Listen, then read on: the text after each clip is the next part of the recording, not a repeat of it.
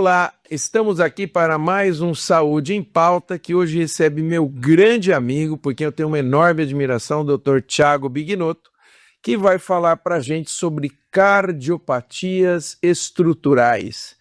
E aí vocês vão aprender muito, porque ele manja demais. Primeira coisa que eu quero agradecer a tua presença, Thiago. Eu sei que você fez um esforço enorme para estar aqui, tem uma agenda super lotada, mas eu não poderia, eu vou guardar para o meu currículo essa entrevista de hoje. Muito obrigado por estar aqui com a gente. Eu que agradeço o convite. Falei, quando você me mandou a mensagem, já que sabia, já acompanhava, eu falei assim, não, pode me falar, ponto dia, a gente vai lá, bate um papo legal, acho que é uma iniciativa muito válida que tem muito para crescer. Poxa, bacana. Obrigado, Thiago. Não esqueça, esse programa é para você. Curta, comente, compartilhe. Primeira pergunta que quem te acompanha, como eu, quer saber. Por que e como e quando que você escolheu fazer cardiologia? Tá.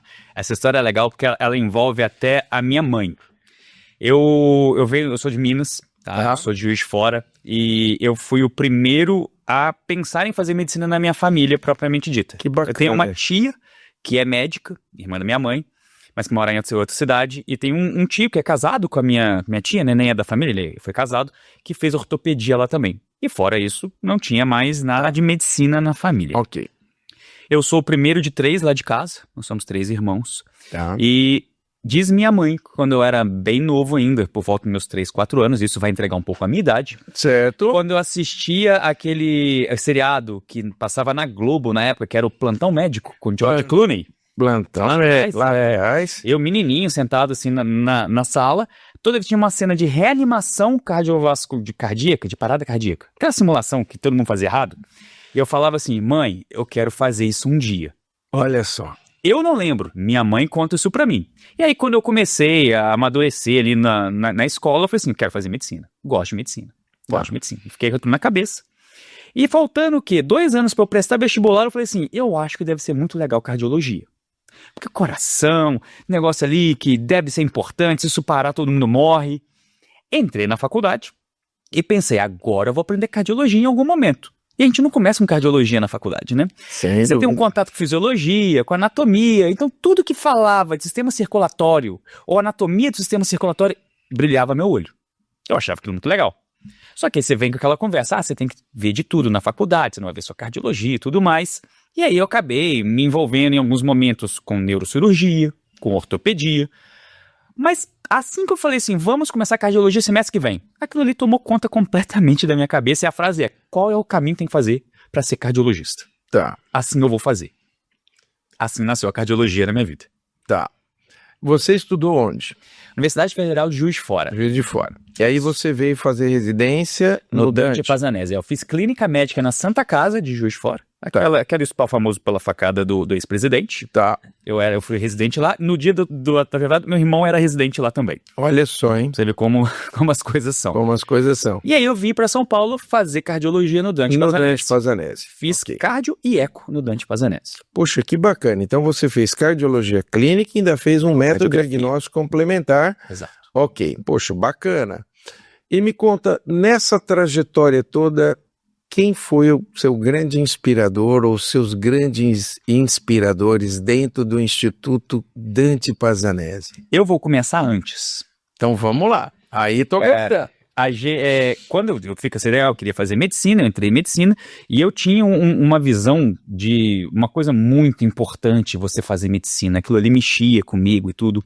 E tinha alguns professores na faculdade, uma geração atrás, que eram professores que são assim, que a gente considera aquele professor pomposo, todo talentoso, que resolve tudo, que sabe coisas que você nunca conseguiria saber. Tá. O Dr. House. Isso, e você admira muito aquele profissional, né? Você olha aquilo. E aí eu lembro que, quando eu estava no início da faculdade, tinha um cardiologista na minha faculdade, que era a pessoa que reunia exatamente essas características.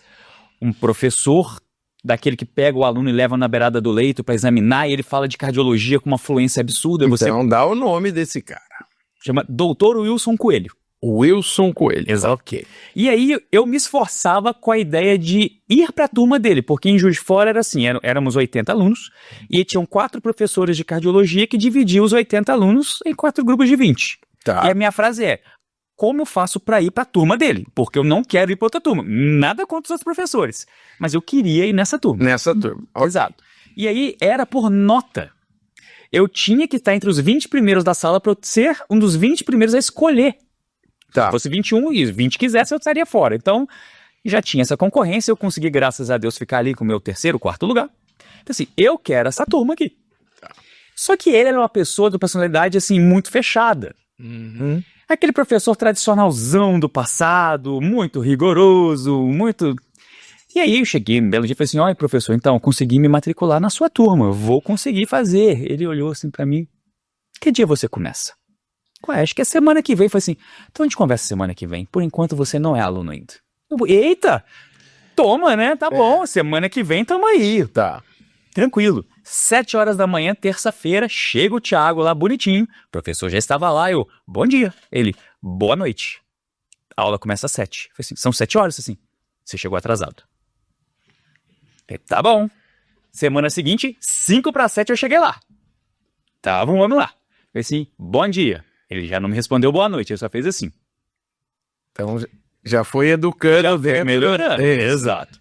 E aí, na primeira aula que eu consegui participar dele, e eu lembro disso claramente, e eu conto isso para meus alunos da graduação, que eu cheguei, eu era gostava tanto daquilo que nas minhas férias, antes de começar a cardiologia, eu já estava lendo o Tratado de Medicina Cardiovascular do Braunwald. Porque chegar sabendo alguma coisa. Ótimo. E ele fez a pergunta lá no meio da aula, falou assim, quem consegue me explicar o que é Eisenmenger?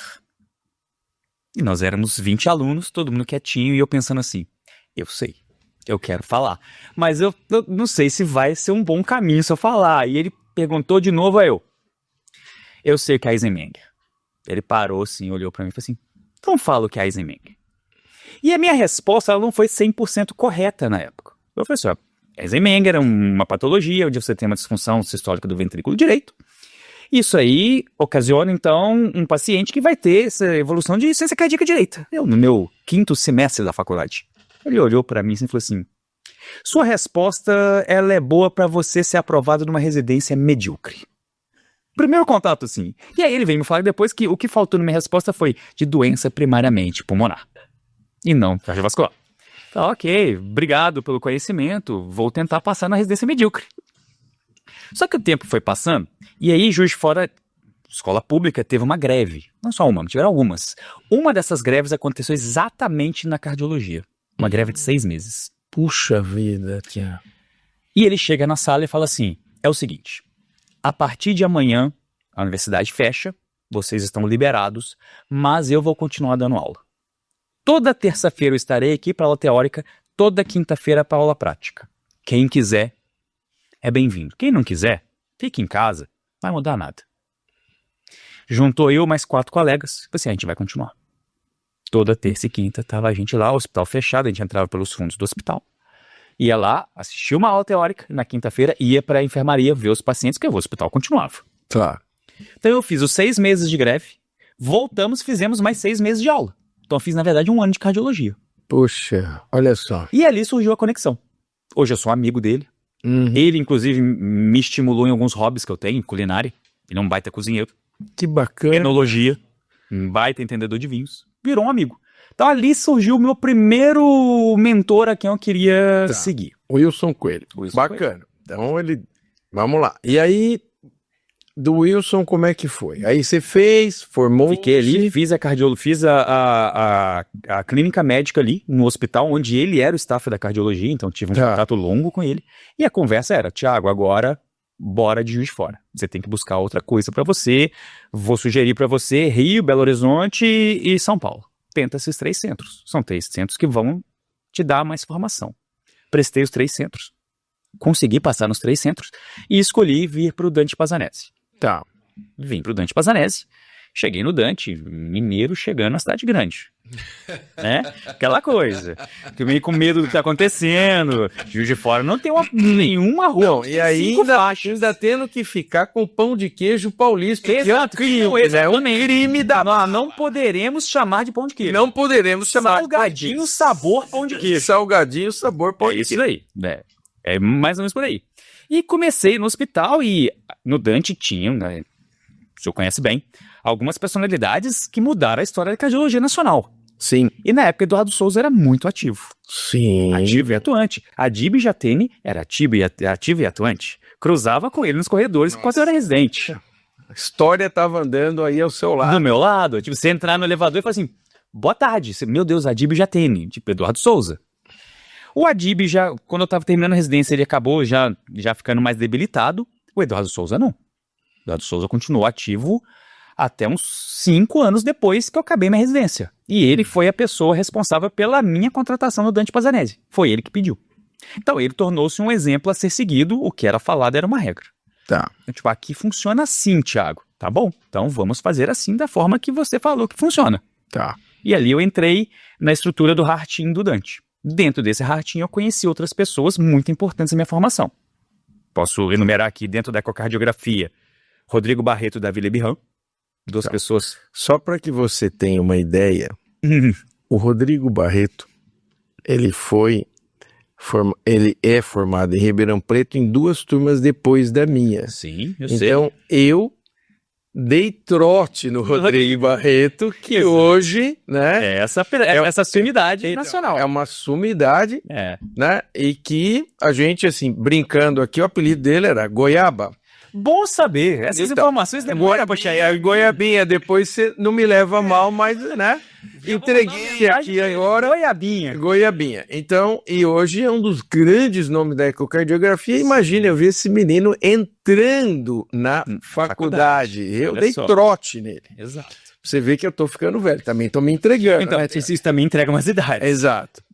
E tinha o Dr. Alexandre Ebizaide, que era um intervencionista, e ali dentro a gente estruturou um modelo de Heart Team que para mim era uma coisa inédita e que moldou completamente a minha forma de entender cardiologia. Tá.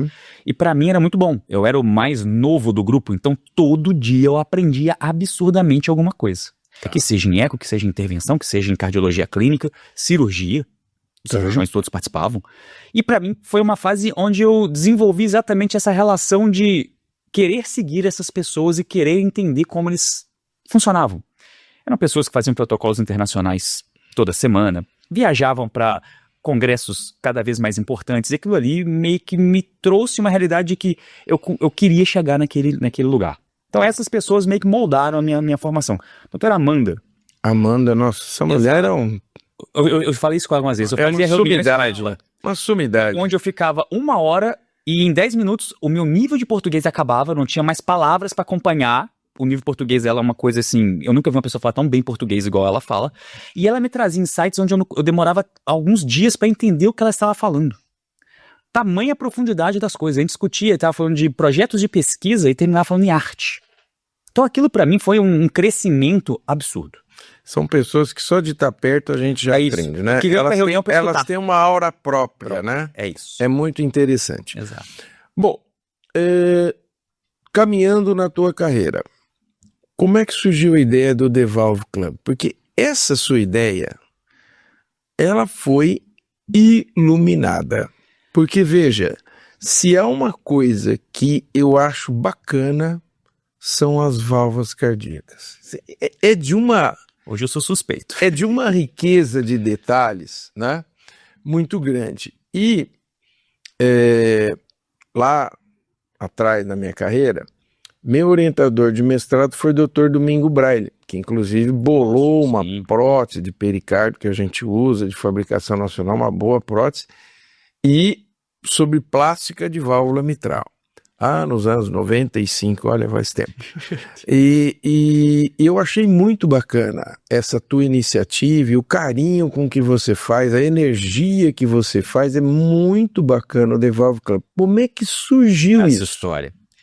Como eu falei, o Eduardo Souza, eu tinha acabado de fazer ecocardiografia, cheguei pro Dr. Rodrigo Barreto e falei assim, eu quero fazer um fellow fora. Onde você me sugere? Ele me deu algumas opções e a gente chegou na conclusão de que eu ia para Johns Hopkins. E beleza, eu vou para Johns Hopkins, acabo tal mês aqui minha residência, na sequência eu vou para lá, tava tudo alinhado, fiz a entrevista, fui aprovado no application. E aí veio a história de, Thiago, talvez surja uma oportunidade de você ficar no Dante Pazanese aqui trabalhando. O que você acha disso? Eu gosto da ideia, eu gosto da instituição, faria sentido.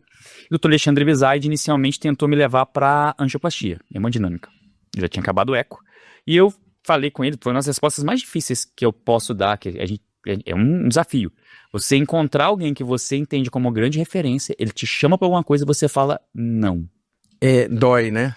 E é difícil. É difícil. Escolher até as palavras. É constrangedor. Você não pode falar assim, não quero. Eu falo assim, não, deixa eu explicar. Eu tenho uma aptidão muito grande com doença valvar.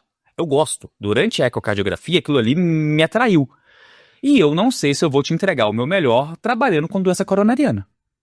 Então, eu agradeço demais o convite, mas eu não vou aceitar em respeito ao serviço. Talvez não seja legal. E fui pra casa, isso na cabeça. Falei assim, meu Deus, o que eu fiz? Olha, tipo assim, acabei de me enforcar. Exatamente, olha o problema que eu criei pra mim. Enforquei. Exato. E aí deu uma semana, ele me liga. Falei, Thiago, então, eu tinha conversamos aqui com todo mundo, e o doutor Eduardo Souza, junto à doutora Amanda, recomendou então que a gente traga você pra cardiopatia estrutural. Aí eu, não, beleza, que dia? Eu posso ir hoje? Eu vou assim. E aí comecei já na semana seguinte. Entrei no ambulatório de valvopatias clínica. E ali eu fiquei responsável pelo ajuste do Hartim. Então eu preparava os casos clínicos, todos eles. Eu arrumava PowerPoint, eu ia no eco, pegava as imagens, eu ia na hemodinâmica, pegava as imagens, reunia tudo e levava para uma reunião que tinha Eduardo Souza, Alexandre Bizaide, Ibrahim, da Tomo, Dr. Rodrigo Barreto, da IBDBRAM, e eu apresentava aquilo. Então naquele ambiente ali, eu tomei muito gosto de cardiopatia estrutural. E eu entendi que aquilo ali era a minha praia. E eu chegava na sessão de valvopatias e eu coordenava a reunião clínica semanal com os residentes. Então eu chegava e falava assim, olha, residentes, venham aqui. Semana que vem nós vamos discutir estenose aórtica. Eu separei 10 artigos para vocês. Vocês são em 5, cada um lê 2. Semana que vem a gente vai lá e discute. Como residente que fomos em algum momento da vida, você tem muito trabalho, você cansa e você começa a ficar com certas preguiças na vida. E eles começaram a ficar com um pouco de preguiça de ter que ler 10 artigos. Falei, ok, então eu vou diminuir. Eu vou escolher 2 artigos só. E uma pessoa apresenta, os outros só vêm para debater. E assim começou. Só que eu sentia que muitos assuntos a gente não esgotava. Imagina, eu discuti um trabalho de estenose aórtica, tanta coisa que eu preciso fazer de estenose aórtica. Tá. Ali eu ficava meio angustiado. Falei assim, eu não sei se eu tô passando o conhecimento que eu queria, eu discuti as coisas que eu queria. E no meio de um plantão, eu dava bastante plantão na época, eu pensei que, sabia de uma coisa? Eu vou montar uma plataforma onde tudo que eu quero discutir eu vou colocar nessa plataforma. Quem quiser, entra e acessa. Toda reunião eu falo assim, olha, discutimos o assunto tal, tá aqui mais conteúdo se você quiser. Você imaginou que ia fazer esse sucesso todo, Devalvo Club, quando você montou? Porque é um baita sucesso, né? Eu não tinha ideia do que estava pela frente. Tá.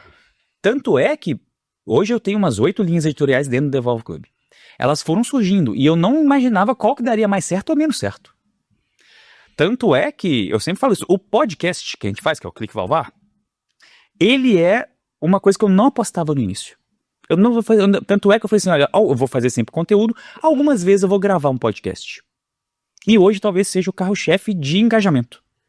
A gente tem um podcast que está entre os 10% mais compartilhados do mundo em ciência. Não é língua portuguesa, não é Brasil, Que é legal, mundo. que bacana. E era uma coisa que começou assim, eu gravava, tipo, pra você ter ideia, eu tenho uma filha de 4 anos. Então, quando ela nasceu, eu tinha que gravar os podcasts, eu não podia fazer barulho em casa. Eu sempre gravei tudo em casa. Eu descia pra garagem e gravava no carro, na garagem, pra não incomodar, né, minha filha. Gravava ali de forma bem manual ali. Que legal. Mas depois eu entendi que eu tinha que montar meu estúdio. Que bacana. Então, nasceu assim, eu queria discutir mais assunto. Dentro de cardiopatia estrutural, eu enxergava que aquilo ali me ajudava. Eu estava sempre estudando, toda semana eu estava estudando o quê? 5, 6 artigos de qualidade. Aprendi a escrever editoriais naquilo ali, que eu ia aperfeiçoando. E a história de câmera e microfone veio depois. Tá. Não veio de cara, não. E aí, então, surgiu a ideia do Devalvo Club, que explodiu. Graças a Deus. E você escreveu livros. Livros. Como é que foi a ideia de colocar em livros essa informação? Que eu muito te aconselho que você veja os livros do Dr. Thiago sobre doenças valvares. Eu tenho e posso dizer que são excelentes. Estou aqui fazendo o merchan. Tuts, não foi combinado. Não foi combinado, mas eu digo que são excelentes. E aí, como é que foi a ideia de escrever livro? Um livro, eu já tinha isso em mente, em algum momento eu ia querer escrever um livro. Eu sou da geração da medicina onde escrever um livro era uma coisa assim, meu Deus, ele tem um livro. Como assim ele tem um livro, né? E eu tinha isso na minha cabeça, e veio a pandemia, e eu fazendo ainda os conteúdos. Eu cheguei em casa, um dia era sábado, e foi aquela época que se escolhia um horário da academia pra você poder descer, então horário marcado, bonitinho, você não podia entrar em qualquer horário, não podia entrar ninguém no elevador, aquele negócio. E tava eu e minha esposa, ainda não tinha a nossa filha. Eu cheguei e falei, eu marquei sábado, 8 horas da manhã, a gente vai descer pra academia. Tá bom, combinado, acordamos e tal, vamos descer. E naquele dia eu acordei com esse negócio, acho que hoje eu vou tentar começar a mexer com esse negócio de livro. Desci pra academia, deu 8h15. Eu falei assim, eu vou subir, porque eu quero começar a mexer com isso. Eu tava ali meio ansioso, ela continuou na academia. Até as 9 eu subi, sentei na varanda, abri o computador e comecei. Como eu conversaria com um residente sobre o tema estenose aórtica? Vou começar. Eu falaria isso e comecei. Isso 8h30 da manhã. Eu parei às 6 da tarde. Olha só. 6 da tarde eu parei, dor nas costas, todo empenado, sei lá o que, com fome, olhei. Tinha mais ou menos umas 160 páginas de Word digitadas. Olha só, que legal. Que brainstorm foi isso aí? Eu terminei, né, cansado, sabe o que? Eu falei assim, beleza, amanhã eu tento terminar. Não consegui terminar no dia seguinte, mas em 2 meses eu tinha o livro todo pronto. Todo Que escrito, legal. manuscrito Que legal. feito. E vocês também devem ter vivido esse problema. Você encontra um livro pronto, você quer publicar. Aí você vai numa editora. Sim, eu vi isso com a mesma coisa. A editora olha pra você e fala assim, nossa, muito legal, eu vou te dar 2%. Eu, como assim? 2%? Não, peraí, você não tem ideia. Vamos lá, de novo. Eu tô tentando fazer uma proposta aqui. Não, a melhor proposta que eu tenho pra você é 5%. Eu olhei e falei assim, não. Fui pra casa e pesquisei. Como eu faço pra abrir uma editora? Aprendi e abri uma editora. Hoje o Devolve Club também é editora de cardiopatia estrutural. Que legal. Ali eu publiquei meus livros. E aí, qual foi a minha surpresa? Volto a falar. Eu não tinha ideia do tamanho que a coisa ia ficar. Eu peguei o livro, publiquei na editora, bonitinho, e falei assim, vou vender na Amazon. Aprendi a vender um livro na Amazon. Bati primeiro lugar Medicina Brasil durante uma semana. Olha só, que Com legal. divulgação de Instagram sem colocar dinheiro. Na época nem existia esse negócio de anúncio assim. Primeiro lugar, eu tenho esse print. Primeiro lugar da Que Amazon. bacana, rapaz. Que legal. Olha aqui. Esse pra mim tá lá com um troféuzinho. Não, mas é importante para quem está nos ouvindo que quando a pessoa realmente quer, ela tem que ir atrás. Exato. Funciona. Você sabe que eu fiquei, Tiago, eu não tive a ideia que você teve, que foi brilhante, de fazer uma editora. Eu fiz um livro de cuidados pós-operatórios voltado para o paciente. Eu queria numa linguagem que o paciente entendesse. E esse livro ficou um tempão. Eu procurava as editoras e, era um problema, porque assim, não tinha conversa. É o que você falou, as propostas eram tão fora da situação. E eu já estava bem desiludido quando um amigo meu me falou de uma editora que tinha em Jundiaí. Eu falei, será? Eu já procurei tanta editora aqui em São Paulo. Vou até tentar. Sabe quando é aquele que você faz assim? Eu vou tentar, mas você fala até por educação. Uhum. Eu vou tentar, chama Paco Editora. E fui conversar com o pessoal. E pela primeira vez, eu vi uma coisa... Uma luz, pelo menos. Uma luz. Eu falei, olha, esse livro tinha ficado 2 anos parado. E nesses 2 anos eu já tinha tentado de tudo que você imaginasse. E aí conversamos, e aí o livro foi para frente e eu consegui. Então, assim, você teve uma ideia luminosa, que é você fazer a sua própria... Porque aí você realmente dá o fluxo que você quer. Exato. E sem que você tenha que se sujeitar a propostas que não são boas, né? Trago o diagramador, eu mesmo contrato, eu mesmo vejo, eu aprovo, a gente fecha ali, sobe. Beleza, muito bacana. Eu consegui pôr o meu livro editar e fazer tudo com o apoio do pessoal da Paco, e o que foi muito interessante é que esse livro eu queria fazer na forma de charges, porque o assunto pós-operatório ele já é um assunto pesado. Sim, exato. Então eu encontrei um desenhista, chama Wagner Firetti.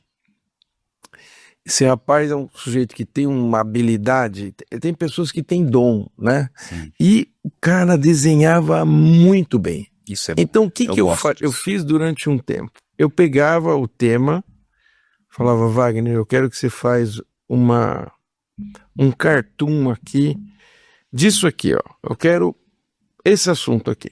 Aí ele ia lá, fazia 2, 3, falava, não, aqui, ó, mexe esse dedinho pra cá, essa incisãozinha pra lá, voltava ele na semana seguinte, Isso e é assim legal. ficamos mais de um ano. Eu atendia todos os pacientes, no final da tarde ele vinha, discutimos uma por uma.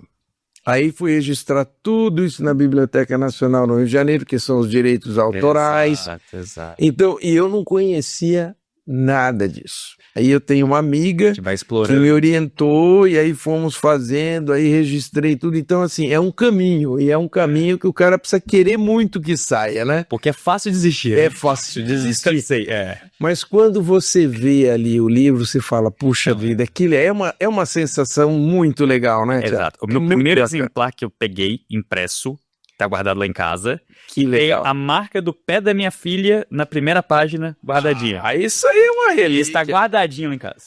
Que bacana. Que é o Que pezinho do nascimento, que coloca aquela tinta, Isso. né? Que foi bem perto do lançamento, do nascimento dela. Eu falei assim, não, esse aqui eu vou guardar e vai colocar o pezinho dela aqui. Aí, mas que bacana. E me conta uma coisa. Sua esposa é da área médica, como que você a conheceu e a Ela é importância que ela tem nesse crescimento enorme teu de carreira? Tá. Eu conheci ela lá em Juiz de Fora. Tá, Eu tava no 9º semestre, ela entrou no 1º semestre. tá.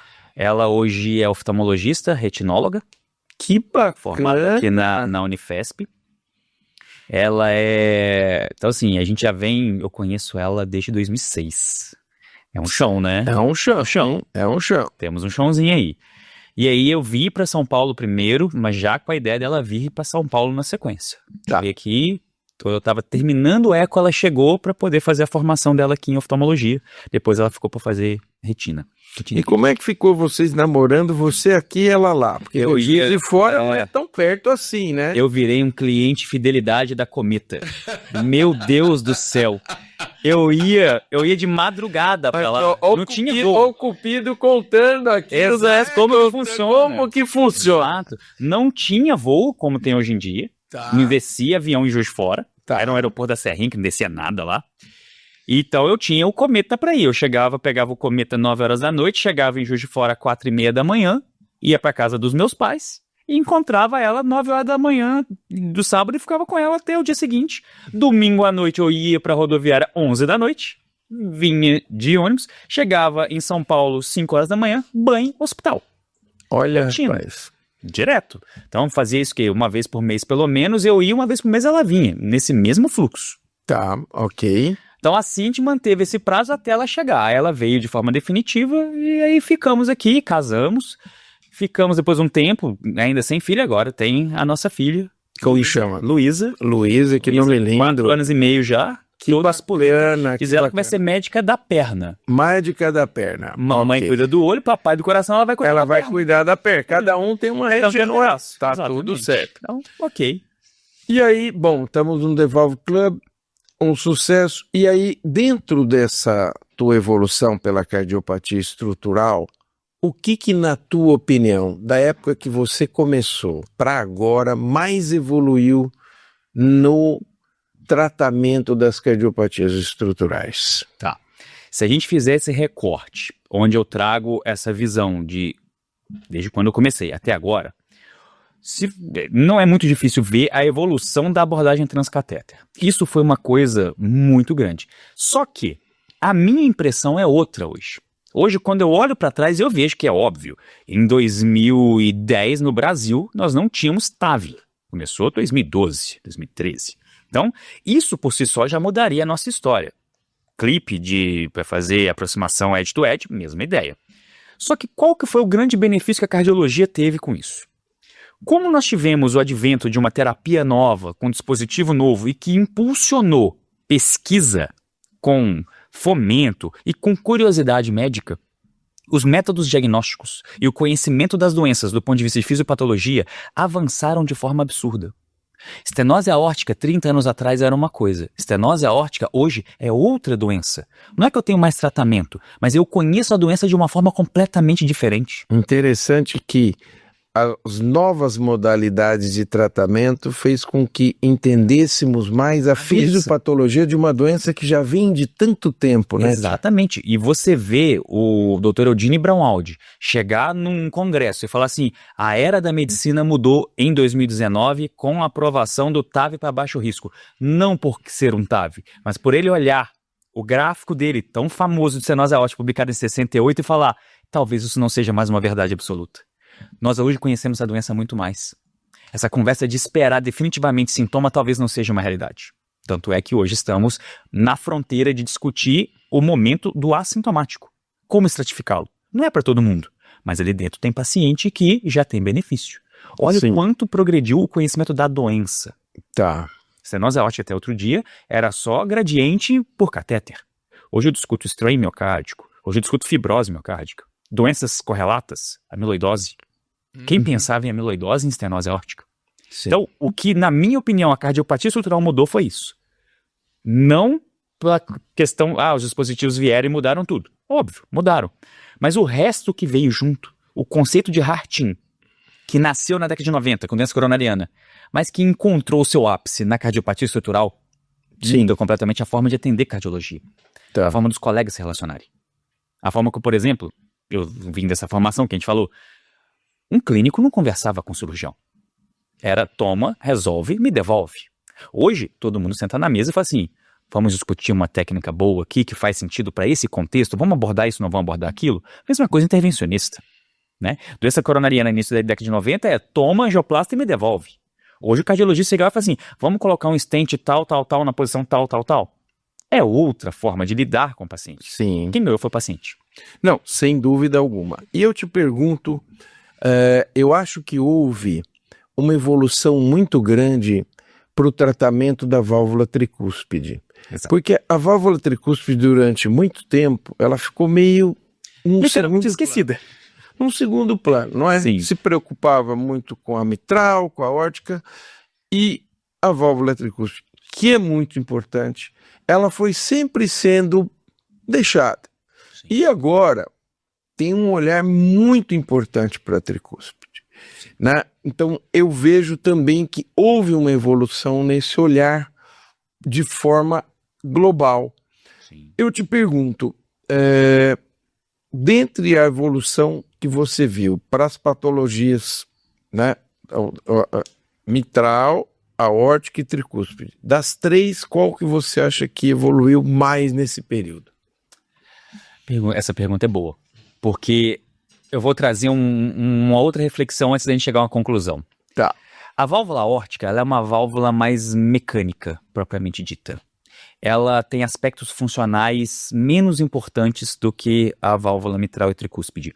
Que Leonardo da Vinci me perdoe, por mais que ele seja apaixonado com válvula aórtica, os estudos deles nasceram lá. Mas a válvula aórtica, por mais que ela tenha questões fisiológicas ali, ela, de forma mecânica, é mais fácil de ser tratada. Sim. Talvez por isso até o TAV tenha acelerado tanto a funcionalidade ali dentro.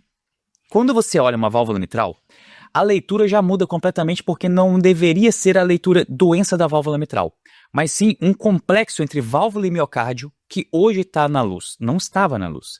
A gente, quando começou a olhar para a mitral, a gente falou assim, será que ela é igual à aórtica? Vamos tentar tratar igual? E viu que os resultados não eram iguais por dificuldade técnica e por resposta. A resposta não era igual, a gente não tinha uma mudança de sobrevida na curva tão dramática como na aórtica.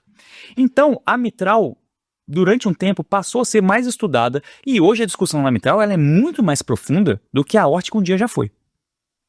Métodos diagnósticos, evolução de fisiopatologia. Tudo aquilo que dá mais trabalho, a gente acaba tendo que investir mais. Exatamente. Né? E não é aquela conversa tipo assim, mas o aparato valvular mitral é mais complexo. Nem é essa a minha questão. É a interação com o resto da fisiologia cardiovascular que a gente está começando a entender agora. Tá. E quando você olha para a tricúspide, que é esse ponto que foi bem colocado, a gente está entendendo que a tricúspide não é uma cópia da mitral do lado de lá. Sim. E é aí que tá. Ela tem vida própria. Exato. E a gente, cardiologistas, estudou muito pouco a tricúspide e a relação dela com fisiologia. Então, hoje, o que mais nós aprofundamos, na minha opinião, é a mitral. mas nós temos um chão gigante para entender a tricúspide.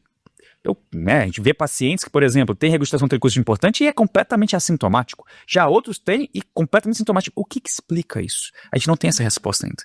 A gente não conhece essa fisiologia do coração para trás. Tá. Dentro da mitral, a gente já conhece um pouco mais, aprofundou, tem aí 10, 15 anos de conhecimento mais a fundo.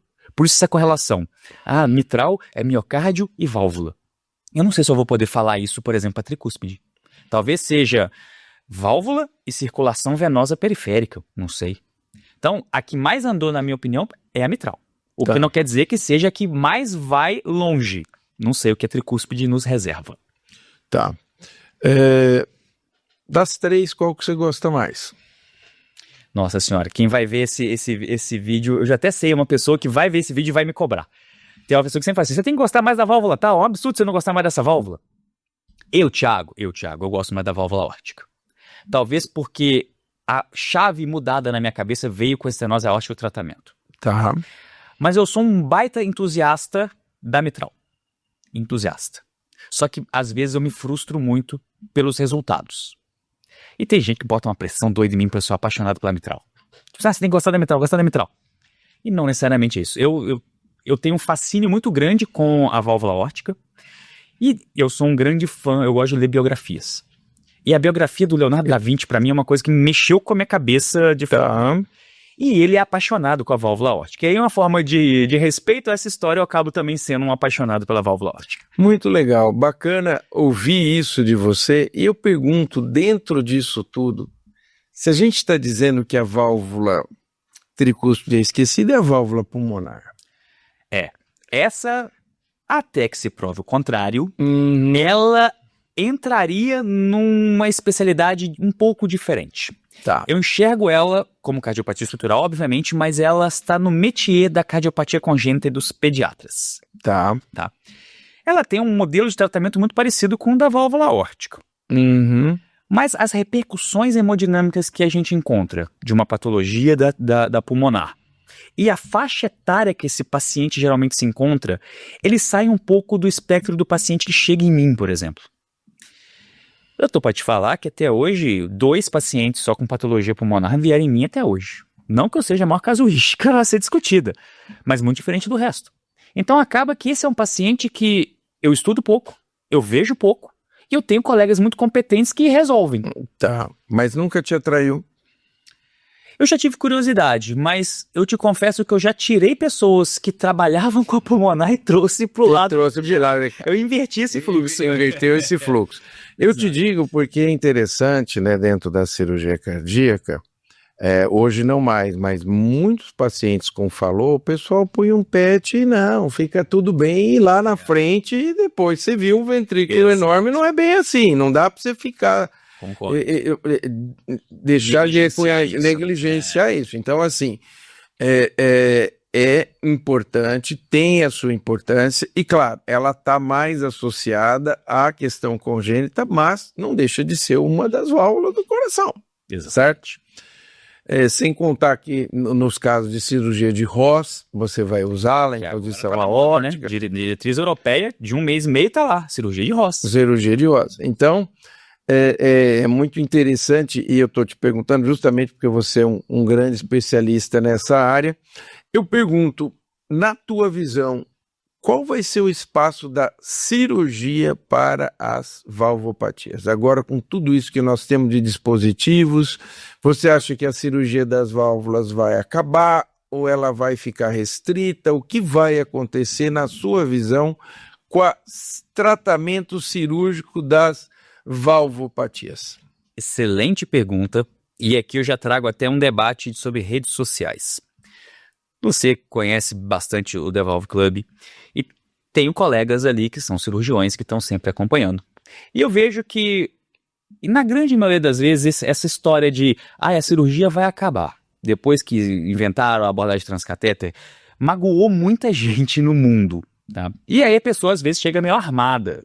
Tipo, você vai lá, faz um comentário, ou faz uma postagem, e algumas vezes a pessoa não lê por completo o que você falou, não escutou tudo, só viu talvez o título, e às vezes vai conversar com você. A maioria das conversas que eu tenho são de forma privada, tá? Raramente a pessoa escreve. O médico não é muito de escrever nos comentários, né? Tem razões. Mas ele interage bastante no pessoal. Então manda pra mim ali.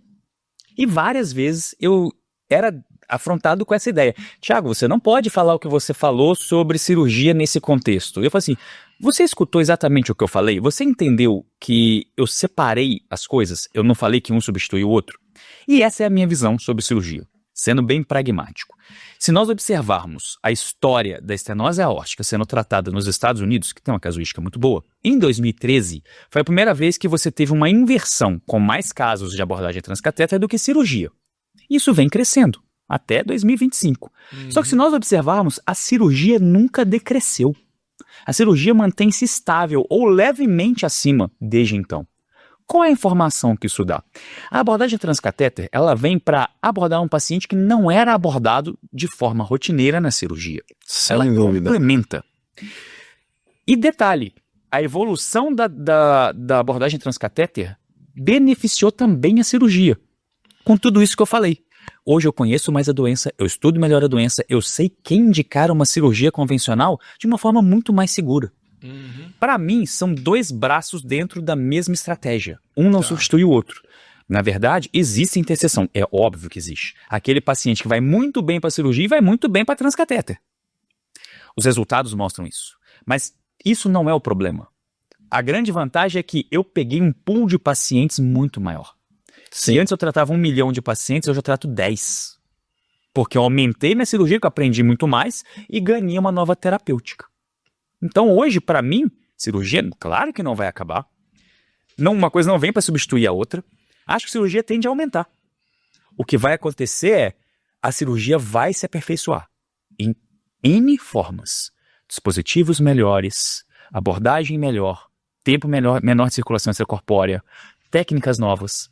Isso eu acho que vai crescer e vai fazer a cirurgia continuar com seu papel importante dentro desse mundo da cardiopatia estrutural. Jamais acabar, jamais diminuir. Agora, existe a área de interseção, isso é inegável, e na área de interseção... Mas existe na coronária também, existe em todo lugar. É o mesmo. O stent acabou com a cirurgia? Não acabou. Por que então a abordagem transcatéter de cardiopatia estrutural vai acabar? Não vai acabar. Para mim isso está bem claro.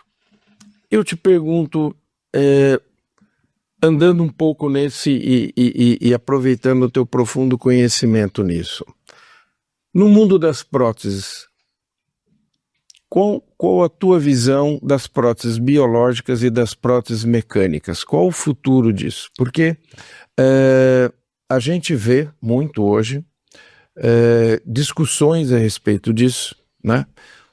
Porque existem casos em que realmente não tem como, você vai ter que trocar a válvula. É claro que se você puder fazer uma plastia, ela sempre é o método de escolha, mas muitas vezes não é possível. Me conta que visão você tem e que válvulas, na tua visão, que trabalha, elas têm o melhor resultado. E por quê? Tá.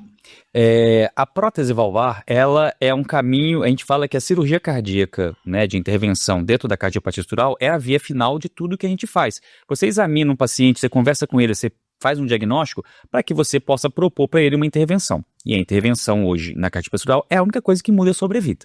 A intervenção tem algumas formas e próteses valvares é, sem sombra de dúvidas, uma dessas alternativas. Dentro do mundo das próteses valvares, você tem as biológicas e as mecânicas, né? Então, qual é a grande diferença, grosso modo? A biológica é aquela prótese que você não precisa anticoagulante, mas em compensação ela vai se desgastar ao longo do tempo. A mecânica, geralmente, ela não se desgasta da mesma forma, mas eu sou obrigado a anticoagular o paciente de forma perene. Dito isso, o que nós estamos acompanhando? Existe uma tendência grande de que as próteses biológicas têm cada vez mais indicação. Por qual razão? Elas têm apresentado um perfil hemodinâmico cada vez melhor, por tecnologia de estruturação de engenharia e pelo tecido e dispositivo em si, que a gente ainda vai falar sobre isso. Tá. E a durabilidade dela, em comparação ao que nós tínhamos 20, 30 anos atrás, também melhorou. Sim. A gente ainda não tem o que a gente escutava no passado de próteses biológicas que duravam 25 anos. A gente escutava isso aí em algumas reuniões. A prótese tal dura 25. Isso nunca foi visto, era uma exceção, um caso ou outro que durava. Sim. Você olhava a média, ficava ali perto dos 12 anos, né? Não passava muito disso em próteses que eram consideradas de alta performance. Tá. Qual é a minha visão disso? Onde eu acho que nós vamos chegar? Eu acho que nós vamos caminhar a passos largos para próteses biológicas com tecidos cada vez mais duráveis ou próteses sintéticas na composição estrutural da prótese biológica. Recentemente, teve uma publicação bem interessante como um acompanhamento de 1 ano de uma prótese. Você olha para ela, parece uma prótese biológica, mas ela é toda sintética. É tudo material não biológico. E ela apresentou um excelente resultado em 1 ano, é pouco tempo. Mas mostrou que ela não trombosava com dose baixa de anticoagulação, durabilidade 100% preservada e hemodinâmica ótima. Talvez a gente caminhe por aí. O que nós temos hoje na literatura, né? A gente tem próteses biológicas para pacientes de 60 anos em diante, prótese mecânica mais jovem e jovens mesmo, cirurgia de Ross, por exemplo, ou alternativas. A prótese mecânica, eu acho que ela é muito boa hoje com a tecnologia que eu tenho. Eu tenho vários pacientes que têm prótese mecânica, acompanham, mas ela vai acabar sendo limitada àquele paciente de até 45 anos. Até ali vai bem. De 45 para cima, já existe uma forte tendência de pensar nas biológicas. Até porque elas estão durando mais. Dura mais e com uma outra ideia. Eu tenho a possibilidade exatamente de uma reabordagem no futuro de forma menos invasiva e que vai dar para esse paciente mais 10, 15 anos de durabilidade daquele complexo de dispositivo que está ali. Tá. Para fazer isso, para pensar nessa estratégia, que é o famoso Lifetime Management, que está super na moda agora, eu tenho que entender esse paciente não hoje. Quando eu vou discutir uma intervenção hoje, eu tenho que imaginar esse paciente daqui a 15, 20 anos. Sim. Então, essa prótese de escolha hoje, por exemplo, se ela é mecânica, acabou. Eu não tenho mais o que fazer no futuro na conformação atual das próteses mecânicas. É ela até o fim. Se der alguma coisa ruim, eu vou ter que abrir e resolver. Não tem outro caminho. A prótese biológica, não.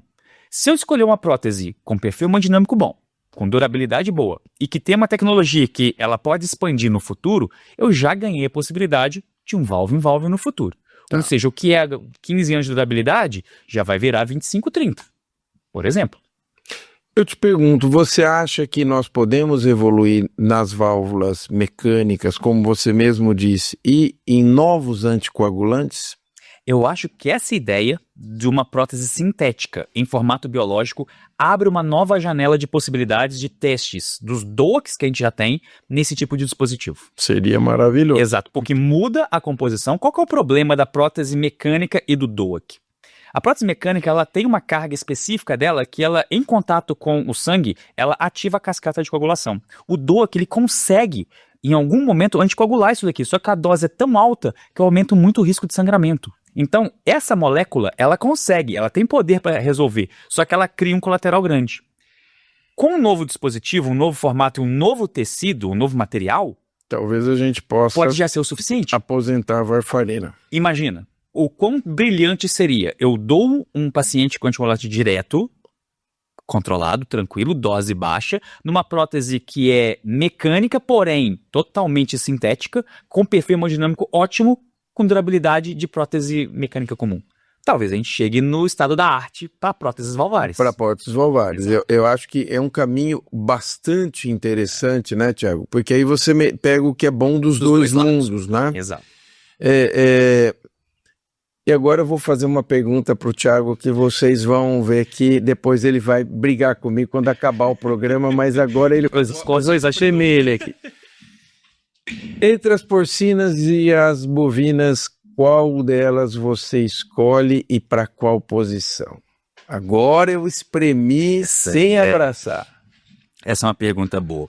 Eu sempre fui um estudioso dessa área muito relutante com o que a gente tinha na literatura. Eu sempre achava trabalhos que não traziam, de fato, respostas robustas. Tá. Recentemente, eu comecei a estar mais convencido de que tecido bovino apresenta uma durabilidade maior. Parabéns. já é um bom começo. Se o João assumir isso aí... Doutor Domingo Braille, nesse momento, está em feliz. algum lugar da galáxia, ele vai agora te mandar um abraço. E aí depois eu vou te dizer qual a visão do cirurgião disso. Legal, bom saber. Tá.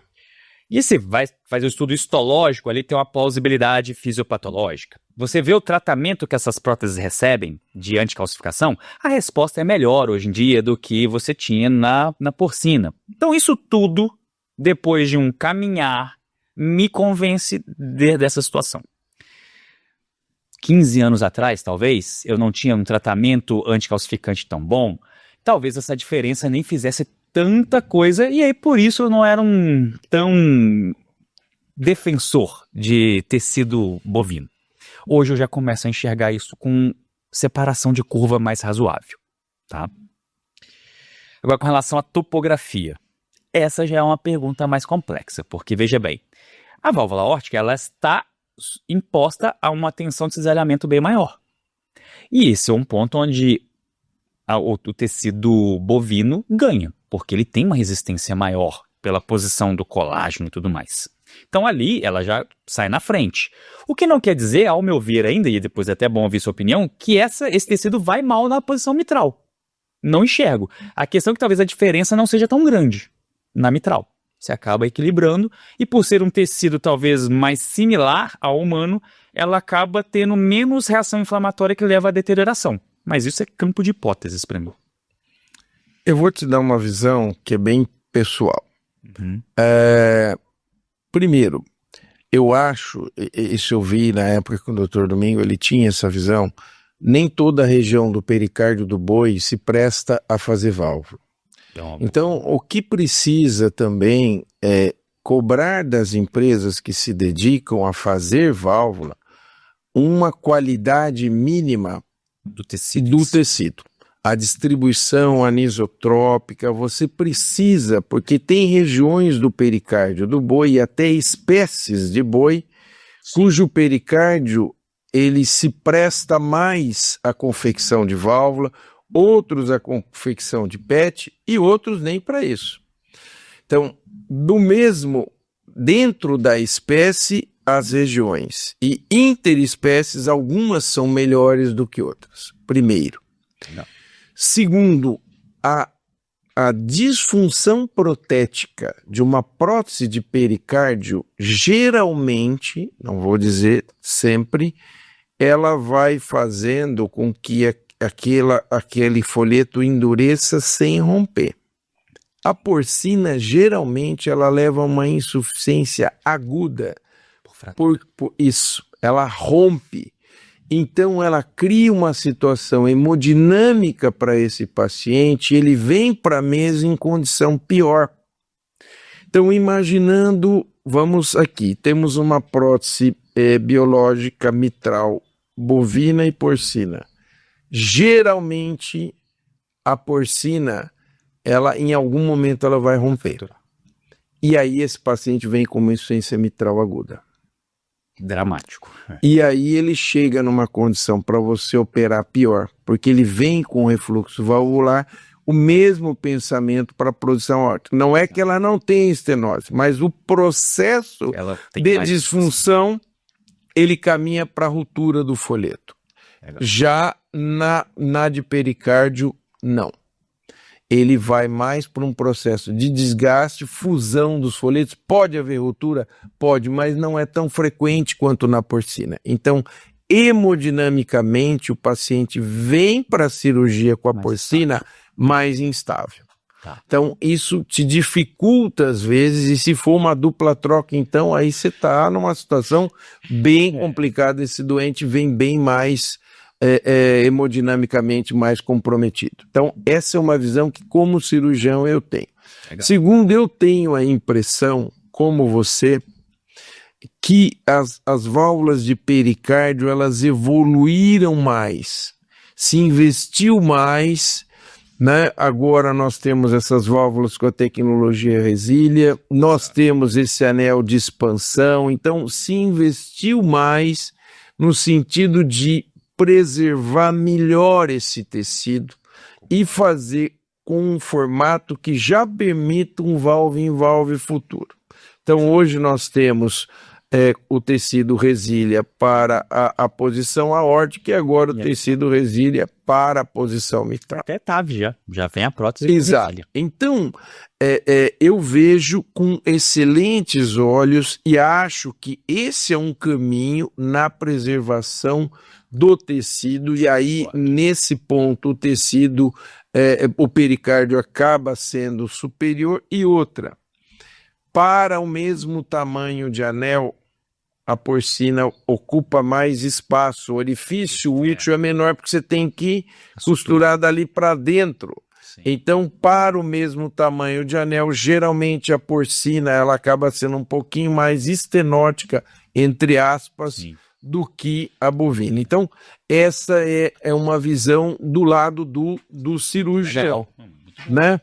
Que a gente encontra ao avaliar esses pacientes. Eu queria que você comentasse um pouquinho agora do MitraClip. Como é que você tem visto a evolução do MitraClip, os resultados e o que você vê do MitraClip para o futuro? Tá. A ideia do tratamento de aproximação, né, borda, criada por Alfieri, ela é muito interessante. Só que ela recebeu muita crítica no passado, que hoje em dia a gente entende como um benefício, de que ela não era uma terapêutica completamente resolutiva. Você reduzia a regurgitação, você não tratava completamente. Exemplo, eu tenho uma estenose aórtica, vou lá e coloco uma prótese ali, o gradiente volta para 4, 5 gradientemente, eu resolvi aquela sobrecarga hemodinâmica. Quando eu parto para a ideia de clipar uma válvula mitral, geralmente eu deixo algum grau residual de regurgitação ali, às vezes discreto, às vezes moderado, ok, a depender do intervencionista em si. Mas isso para ventrículo esquerdo, imaginando que a doença mitral não é exclusivamente da válvula, e sim a ideia de complexo miocárdio-válvula, isso não é de todo ruim para esses pacientes pensando em resposta hemodinâmica. Tem uma publicação de uns 5 anos que fala que o ideal seria que um clipe desse fosse sendo ajustado dia após dia até você ter o tempo dele se adaptar e você conseguir zerar a regurgitação mitral. Seria o melhor cenário de todos. Então, imaginemos apertando ele aos pouquinhos. Imagina um clipe com a leitura Bluetooth. Putz, seria sensacional. Meu Deus. Exatamente. Então, eu imagino, já respondendo a sua última pergunta, o que seria o futuro disso? Talvez um tipo de dispositivo que ainda é editável depois de implantado. Exato. Hoje os resultados são muito interessantes. Da mesma forma, veja, uma tecnologia específica que foi o clipe que foi criado propiciou a gente estudar tanto aquela patologia que hoje nós conhecemos a insuficiência mitral funcional como uma doença completamente diferente. A publicação do COAPT Trial, do MitraFAR, já trouxe essa ideia pra gente. Tá. Então, o MitraClip ou o Pascal, que são os dois dispositivos que hoje estão no mercado para isso, eles se prestam para tratar esse paciente, mas eu não enxergo como um bom tratamento para insuficiência mitral primária. Ali, ele é a alternativa quando o cirurgião negou o procedimento. Quando você falou assim, olha, não vai valer a pena entrar, os resultados aqui podem ser catastróficos. Ali, ok. Que aí é quase que uma ponte terapêutica que não tinha muito o que fazer. Agora, na essência funcional, eu acho uma baita ferramenta. Porque, primeiro, a abordagem cirúrgica convencional não tinha resultados tão brilhantes a ponto de a gente falar assim, vamos lá. Sempre foi muito conflitante. Sem dúvidas. Já é um paciente muito complexo por si só. Por si só. Exato. E essa ideia de que você consegue atenuar a sobrecarga hemodinâmica, mas não lançar um ventrículo esquerdo numa pós-carga absurda, que ele não está acostumado a lidar, por várias razões, e que talvez ele não aguente. Então eu entendo aquilo ali como uma baita ferramenta para esse tipo de paciente. E como eu disse, qual é o futuro? A gente já tem, o MitraClip já tem 4 tipos de dispositivo, o Pascal tem um tipo, cada um com suas características, tamanhos, um é bom para comissura, outro é bom para lesões pequenas, enfim, você consegue discutir isso na mesa. Tá. Esses dispositivos eu ainda enxergo que eles vão progredir, e se eles pudessem fazer isso ajustável de forma contínua, que seja igual um marca-passo, por exemplo, você coloca um aparelhinho e vai programando, aí eu acho que a gente chegaria no estado auge para esse tipo de tratamento. E talvez dominasse esse cenário, com resultados muito bons. Mas eu gosto da terapia, muito bom para mitral, para tricúspide... Eu ia te perguntar agora, está lendo pensamentos, é exatamente o que eu ia te perguntar. E para a posição tricúspide, o clipe, o que você me diz? A ideia é boa, a execução ela é muito mais difícil do que costuma se falar. Você escuta a mesa e você parece, você, então vamos lá fazer. Senta para fazer. Tenta ir lá guiar um implante transcatéter de tricúspide assim, fazendo eco 3D com 10 catéteres dentro do lado direito, cheio de sombra acústica numa válvula que é completamente diferente do ponto de vista anatômico de um paciente para outro. É muito difícil. Então os resultados que a gente está vendo hoje não são aquela maravilha toda, muito por questão técnica e porque os cardiologistas que trabalham com isso estão meio que vivendo uma curva de aprendizado às cegas. Tipo, vamos tentar e ver como fica. Tá. Os resultados eu não enxergo bons, são ok. Da mitral, para mim, tem paciente que sai muito bem. Tá. Então, a clipagem para tricúspide, a ideia é boa, mas não enxergo ainda bons resultados. Me fala a tua visão sobre valvoplastia com catéter balão para as estenoses mitrais. Resultados e situações. Me conta. Excelente. Eu gosto de falar sobre isso da seguinte forma. Quem acha que a abordagem transcatéter nasceu com TAV, esquece completamente o tratamento de estenose mitral. Sim. Porque o tratamento transcatéter de cardiopatia estrutural nasceu com valvotomia mitral percutânea. Década de 80. E fazendo um parênteses aqui, o professor Cribier foi quem criou a prótese TAV para a posição aórtica. Concorda? Uhum. Ele também trabalhou criando dispositivos para tratar estenose mitral reumática. Existia o valvótomo de Cribier. Inclusive, no Dante Pazanese, onde eu fiz residência, nós tínhamos 5 casos tratados pelo próprio Alain Cribier, no início dos anos 90, onde ele trouxe o dispositivo para fazer esses procedimentos, e é óbvio que eu tenho uma cópia desses exames. Putz, que legal. Não, imagina, isso aí você tem que dar 7 chaves. Tá lá, faz parte de uma aula minha, onde eu comparo técnicas de tratamento da estenose mitral. Então, obviamente, o balão de Nouet depois veio para tomar conta, é mais barato, menos riscos e tudo mais. O que já mostra, fechando parênteses, que o gênio não é da noite pro dia. Sim. Ele já estava lá sendo genial. Então, assim, na verdade, o que aconteceu agora foi o sucesso de tudo que ele fez. Vamos dizer, foi a coroação de um cara que já vem... Ele não acordou um belo dia e falou assim, já sei. Vou fazer... Foi caminhando. Isso já mostra essa história. Mas, para mim, o tratamento com balão é, sem sombra de dúvidas, o padrão ouro hoje, imaginando o paciente reumático. Tá? Existem critérios que você seleciona melhor esses pacientes ou não. Isso aí é bem discutido. Eu gravei um podcast tem uma semana sobre isso, não foi por ar ainda, onde eu discuto exatamente a avaliação pelo cirurgião da válvula mitral para ele entender qual é o caso que vai para balão, qual é o caso que vai para cirurgia. Que bacana. E aí, exatamente, aquele paciente intermediário é a grande discussão. Aquele que tem o Wilkins ruim, que a gente já sabe que ele vai para o cirurgião. Aquele que tem um Wilkins muito bom, e já sabe ele vai para balão, porque o resultado é imbatível. O intermediário, a gente só não usa mais o Wilkins, eu uso uma série de outros scores, outros critérios. E aí é legal. Essa definição que é que vai pensar esse ajuste fino, né? Exato. E que quem é a pessoa que talvez mais fale sobre isso no mundo é uma brasileira, é a Maria do Carmo lá da UFMG. Maria do Carmo, ela trouxe pra gente um novo score que a diretriz europeia usa como padrão ouro, não é mais o Wilkins, é o score dela, onde ela olha a simetria de comissuras, envolvimento subvalvar de forma graduada diferente. Isso aí melhorou a acurácia do método para pacientes intermediários. Você acha que o Eco 3D ajudou? Ajuda bastante. Ajuda, né? Porque ele vai te dar uma riqueza de detalhes para essa tomada de decisão. Para essa filigrânia. Pro Wilkins fica fácil, eu não preciso de Eco 3D para o Wilkins. Tá. Então, assim, o extremo de lá e o de cá, eu não preciso. Esse intermediário, o 3D, traz essa acurácia diagnóstica para mim. Aí eu consigo definir melhor. Esse caso vai muito bem com o balão. Não, esse caso precisa ser abordagem cirúrgica. Agora eu vou te fazer uma nova pergunta que é um osso para todo mundo roer, seja na hemodinâmica, que é o Valvin-Mac. A calcificação do anel mitral, ela é uma complicação grave. E nesses casos, muitas vezes o que tem sido feito pela impossibilidade, porque às vezes você até tenta descalcificar aquilo, só que às vezes você tem que descarnar tudo aquilo e não tem depois como arrumar. Exato. Né? Geralmente são cirurgias muito trabalhosas, de extremo risco, e surgiu a ideia, então, que nesses casos, eu vi um artigo recente muito interessante em que ele fez um organograma, né? E que realmente, para esses casos, você colocar uma prótese ancorada naquele cálcio por dentro, talvez seja o melhor resultado que você possa ter.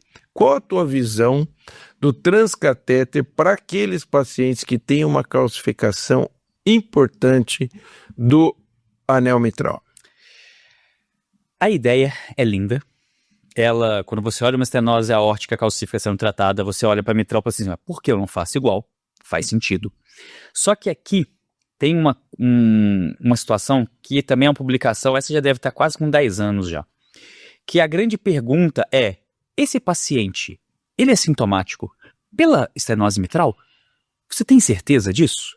Porque o paciente que tem uma calcificação extensa do anel mitral, ele é um paciente muito complexo, geralmente octogenário, que tem disfunção diastólica de grau avançado, cheio de comorbidades, e você resolver a barreira que ele está apresentando entre átrio esquerdo e ventrículo esquerdo não muda as pressões cavitárias de forma substancial. Então você vai dar um tratamento para um paciente onde ele vai entrar igual ele saiu, do ponto de vista de sintomas e de pressão cavitária. A maior dificuldade de você encontrar esse paciente é você selecionar e entender que a estenose mitral calcífica seja realmente a culpa daquela sintomatologia. Uma vez que seja. Perfeito. Uma vez que seja, eu acho que é o melhor caminho. Cirurgicamente, esse paciente vai complicar demais.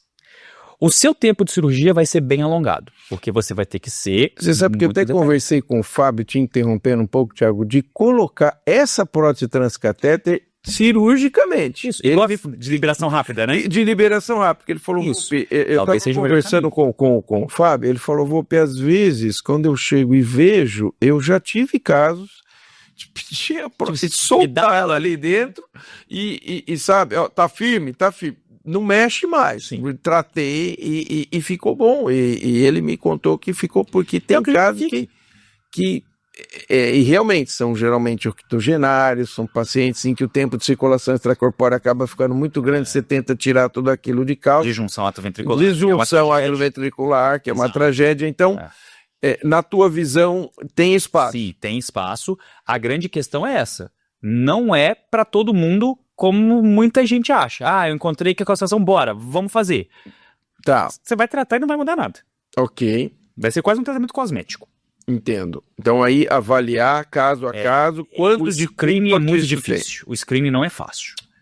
Deixa eu te perguntar uma coisa que eu queria ouvir a tua opinião. Indo um pouquinho para a válvula aórtica. Como que você vê na tua abordagem a estenose aórtica low flow, low gradient? Agora, essa... Isso não é bom também. Esse assunto legal. Essa é a versão interação válvula-miocárdio da válvula aórtica. Se essa é uma preocupação da válvula mitral que a gente tem hoje em dia, essa é a faceta da válvula aórtica onde você tem que entender mais do miocárdio do que da válvula em si várias vezes. Tá? Eu enxergo claramente que essa é uma patologia com certa prevalência, a gente tem seus 20% de estenose aórtica, né, low flow, low gradient. O miocárdio em si, que está ali atordoado, ou que está sofrendo, ou que já está com disfunção permanente, ele realmente não consegue gerar um poder de contração que leve a um gradiente alto. Esse é um paciente com elevada mortalidade por si só, pela disfunção sistólica dele, além da valvopatia. E existe um caminho de screening diagnóstico para ele, às vezes conflitante, mas porque a gente está conhecendo cada vez mais a patologia do que antes, né? Antes era... Tudo que a gente não sabe é muito simples, né? Sim. Eu não conheço isso aqui, é simples. Vamos fazer isso aqui. Isso. Quanto mais eu conheço a doença, mais complexos os caminhos vão ficando. Vão ficando. Exato. Uhum. Então, a dobutamina era uma excelente ferramenta. Hoje, talvez já não seja tão excelente. O score de cálcio da válvula aórtica pela tomografia, uma excelente ferramenta. Já começamos a colocar isso em prova, porque existe o perfil fibrótico e não calcífico. Tá. Então, quanto mais a gente conhece, mais esses caminhos estão ficando detalhados. Ecocardiograficamente falando, é um diagnóstico que dá trabalho e que demanda uma atenção bem maior do que você está acostumado, com uma acurácia de medidas que nem todo mundo está disposto a querer fazer. Tá. Gasta tempo, queima a cabeça, aquela coisa toda. Mas uma vez que você se dedique metodologicamente a fazer o exame, você consegue diferenciar bem. O que às vezes não existe é o tal do paciente de baixo gradiente e de fluxo elevado. como a gente viu, o possível estágio D4. Esse paciente, na verdade, é uma composição hemodinâmica transitória pela bradicardia que o paciente está apresentando. Se você corrige a frequência cardíaca dele, ele volta para D3. Tá. E sendo D3 é o que a gente já conhece como estenose aórtica paradoxal. Tá. Então, hoje está bem claro para mim, existe o D2, componente à parte, ciência cardíaca com queda de fração de ejeção, que tem ou não tem reserva contrátil. E o D3, que durante muito tempo parecia uma panaceia, ninguém entendia muito bem, o score de cálcio veio para começar a trazer umas informações, e quando você estuda esse paciente, propriamente dito, você começa a usar métodos ecocardiográficos que não são rotina no laboratório. Tá. Impedância ventricular arterial, pressure recovery, então tem uma série de outros achados que existem na literatura, estão lá, mas que isso não faz parte do laboratório de ecocardiografia tradicional. Então, é um paciente que muitas vezes passa despercebido e ninguém entende ele. Então, na verdade, ele é mal diagnosticado. Ele existe. Só que não é fácil fazer o diagnóstico dele. Acredito que eles existam, D2 e D3. D4, para mim, não faz sentido. Hemodinâmico, pensando. D2 em si só é insuficiência cardíaca, queda de fração de ejeção, é esse paciente com estenose aórtica, que a gente conhece um pouco mais. E o D3 é o paciente como se tivesse a calcificação da anel mitral, só que a calcificação da válvula aórtica. A diretriz europeia, por exemplo, acha que o grau de recomendação para intervenção do D2 é maior que a D3, porque ele não enxerga nem se vai responder. Será que a sintomatologia dele é disso? Será que ele já não tem outras doenças, disfunção diastólica avançada, que isso aqui não vai resolver? É o mesmo questionamento que é colocado na mesa. Temos muito a progredir no D3, para estratificá-lo melhor. Eu sei que ele existe, mas eu preciso entender qual merece a intervenção. Eu te pergunto, como um cardiologista experiente, o que é mais fácil? Indicar tratamento intervencionista nas lesões regurgitantes ou nas lesões por barreira? Barreira. Regurgitação é bem mais complexo. Por várias razões, por manifestação clínica e por comportamento hemodinâmico. Eu acho que eu tenho essa mesma opinião. Eu acho que aí é o feeling de quem está cuidando, né? E quem está vendo isso acontecer. Por barreira, você querendo ou não, você ainda tem um número. Exato. Por pior que ser, barreira é paramétrico e regurgitação é feeling. Exato. É feeling. Concordo. A estenose aórtica ainda mata no Brasil? Mata bastante. 50% nem diagnóstico tem. E dos 50% que tem diagnóstico, 30% tem indicação de intervenção e ninguém encaminha para centro de intervenção. Olha isso. É que a gente tem um viés de estar em centros grandes e que o pessoal conhece. Eu conheço centros onde a pessoa veio e fala assim, você não vai aguentar a cirurgia, vamos continuar acompanhando. Esse paciente morre de insuficiência cardíaca por estenose aórtica, onde o tratamento é conhecido, todo mundo sabe. O que chega a ser uma judiação em pleno século XXI, né, Tia? E olha, não é só Brasil não, tá? Estados Unidos, a cifra não é muito diferente não. Lá também, de não fazer diagnóstico 50%, só que aí os que conhecem caem um pouquinho, não é 30%, cai para 15%. Você vê, nós ainda temos muito a caminhar na volta. Nós temos muito a caminhar. Porque veja, se a gente parar para pensar que a gente já mandou uma sonda para Marte e que o cara morre de estenose aórtica, é brincadeira, né? Exatamente. Chega a ser grotesco, né? Não faz sentido. Chega a ser grotesco. Verdade. E a questão da doença reumática no Brasil. Como é que nós estamos e quais são os próximos passos? Tá. Ela é presente, ela aumentou a prevalência dela, o que é assustador. E a gente descobriu isso na época que faltou penicilina benzatina por razões estruturais, sociais e financeiras. A gente viveu isso no Brasil recentemente, onde o investimento em desenvolvimento de penicilina foi interrompido e você não tinha, então, profilaxia para febre reumática, nem primária, nem secundária. E aí foi feito um trabalho pelo INCOR de escolas periféricas em São Paulo, na cidade de São Paulo, e você encontrou uma prevalência de cardiopatia reumática indolente em 4,5% dessas crianças. Nossa Senhora. Ou seja, esses pacientes serão cardiopatas em pouco tempo.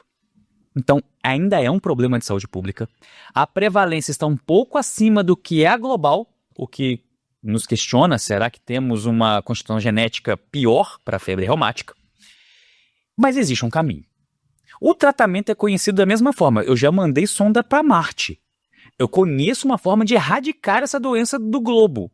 E a coisa não funciona. Se você tratar toda a faringoamidalite com o tratamento certo, acabou. Nunca mais falaremos de febre reumática. Ponto final. Só que por várias razões isso não acontece. Existem iniciativas bem interessantes sobre a vacinação para a febre reumática. Vai acabar? Não. Mas talvez tire de 4,5% e passa para 1%. Isso já dá um baita impacto. Nossa senhora. Um baita impacto. Se pensarmos em termos de população geral, isso tem números maiúsculos. Qual que é a questão? Esse é um braço da cardiologia que não recebe tanta atenção e por essa razão não recebe tanto fomento. Então ali é mais devagar. Se a gente tivesse um investimento nesse tipo de pesquisa, como por exemplo tivemos no Covid, nós já teríamos uma vacina dessa funcionante no nosso meio. Chega a ser triste falar isso, né? Porque, veja, nós estamos falando de algo que dá pra gente mexer, que vai salvar milhares de vidas, que vai evitar intervenção em um monte de gente e que fica esquecido. Fica ao lado. Entende? Então, isso realmente é uma coisa que me causa uma certa indignação, sabe, Thiago? Porque é um caminho que a gente precisa, como sociedade, trilhar. Concordo. Como sociedade, trilhar. Eu te pergunto, dentro da atividade de ensino, o que você mais gosta? Eu gosto do ato em si de estar passando uma informação de forma prática para alguém. Eu não gosto de entregar o conhecimento por si só. Eu sou a pessoa que provoca a pessoa. Porque eu quero que ele tire as conclusões baseadas no conteúdo que eu passei. Tá. Então, a forma de ensino hoje, a gente pode se aprofundar de forma pedagogicamente, acho que nem essa é a ideia, mas você criar na pessoa que está te ouvindo a semente da curiosidade em cima de um assunto, para mim é o segredo do ensino hoje. E é isso que eu tento fazer na minha plataforma. Óbvio que eu entrego conteúdo, mas eu sempre provoco a pessoa. Se você reparar, o final do meu podcast é sempre com um comentário gigante. Isso. Tipo assim, será que vamos viver isso? Será que vai ser desse jeito? Percebeu que é diferente? Para fazer a pessoa escutar e não acabar ali a forma dela seguir, mas ela ficar pensando, criando conexão. Porque é isso que vai em algum momento dar um estalo na cabeça dela para ela resolver para sempre uma questão técnica. Eu enxergo assim. Tá. Só que aí tem várias questões de formação, de como entregar conteúdo, alcance, aí vai longe. Como que você ensina teus alunos a fazer ausculta cardíaca? Porque isso é uma das coisas que eu admiro demais num cardiologista e eu acho importante a propedêutica, tá? É claro que a gente tem a propedêutica armada, hoje você consegue ver tudo, mas eu ainda me lembro dos mestres antigos que punham lá o esteto e conseguiam te dizer coisas que você fala, meu Deus, não é possível que esse cara consegue entender isso aqui. O raciocínio, né? E olhando, se nós pensarmos lá atrás, antes do eco crescer, esses caras matavam um diagnóstico com eletro, raio-x e esteto. Exato.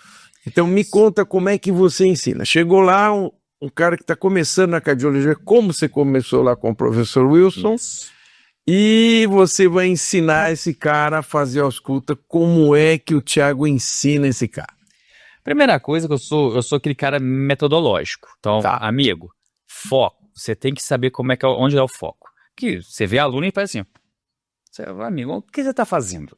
Não, volta aqui. Volta. Descreve para mim onde é o foco. Agora procura. Então, assim, coisa básica, foco. Aprendeu foco? Coloca aí. Palpa o pulso junto, você vai aprender o que é B1 e B2. Como assim? Hoje, eu falo com eles, hoje você tem um dever de casa. Você vai para casa, antes de você dormir, você vai deitar na sua caminha, vai pegar o seu esteto e vai ficar você se escutando. Vai treinar os focos e vai ficar olhando ali. Olha que B1, bacana. B2. Até seu ouvido doer.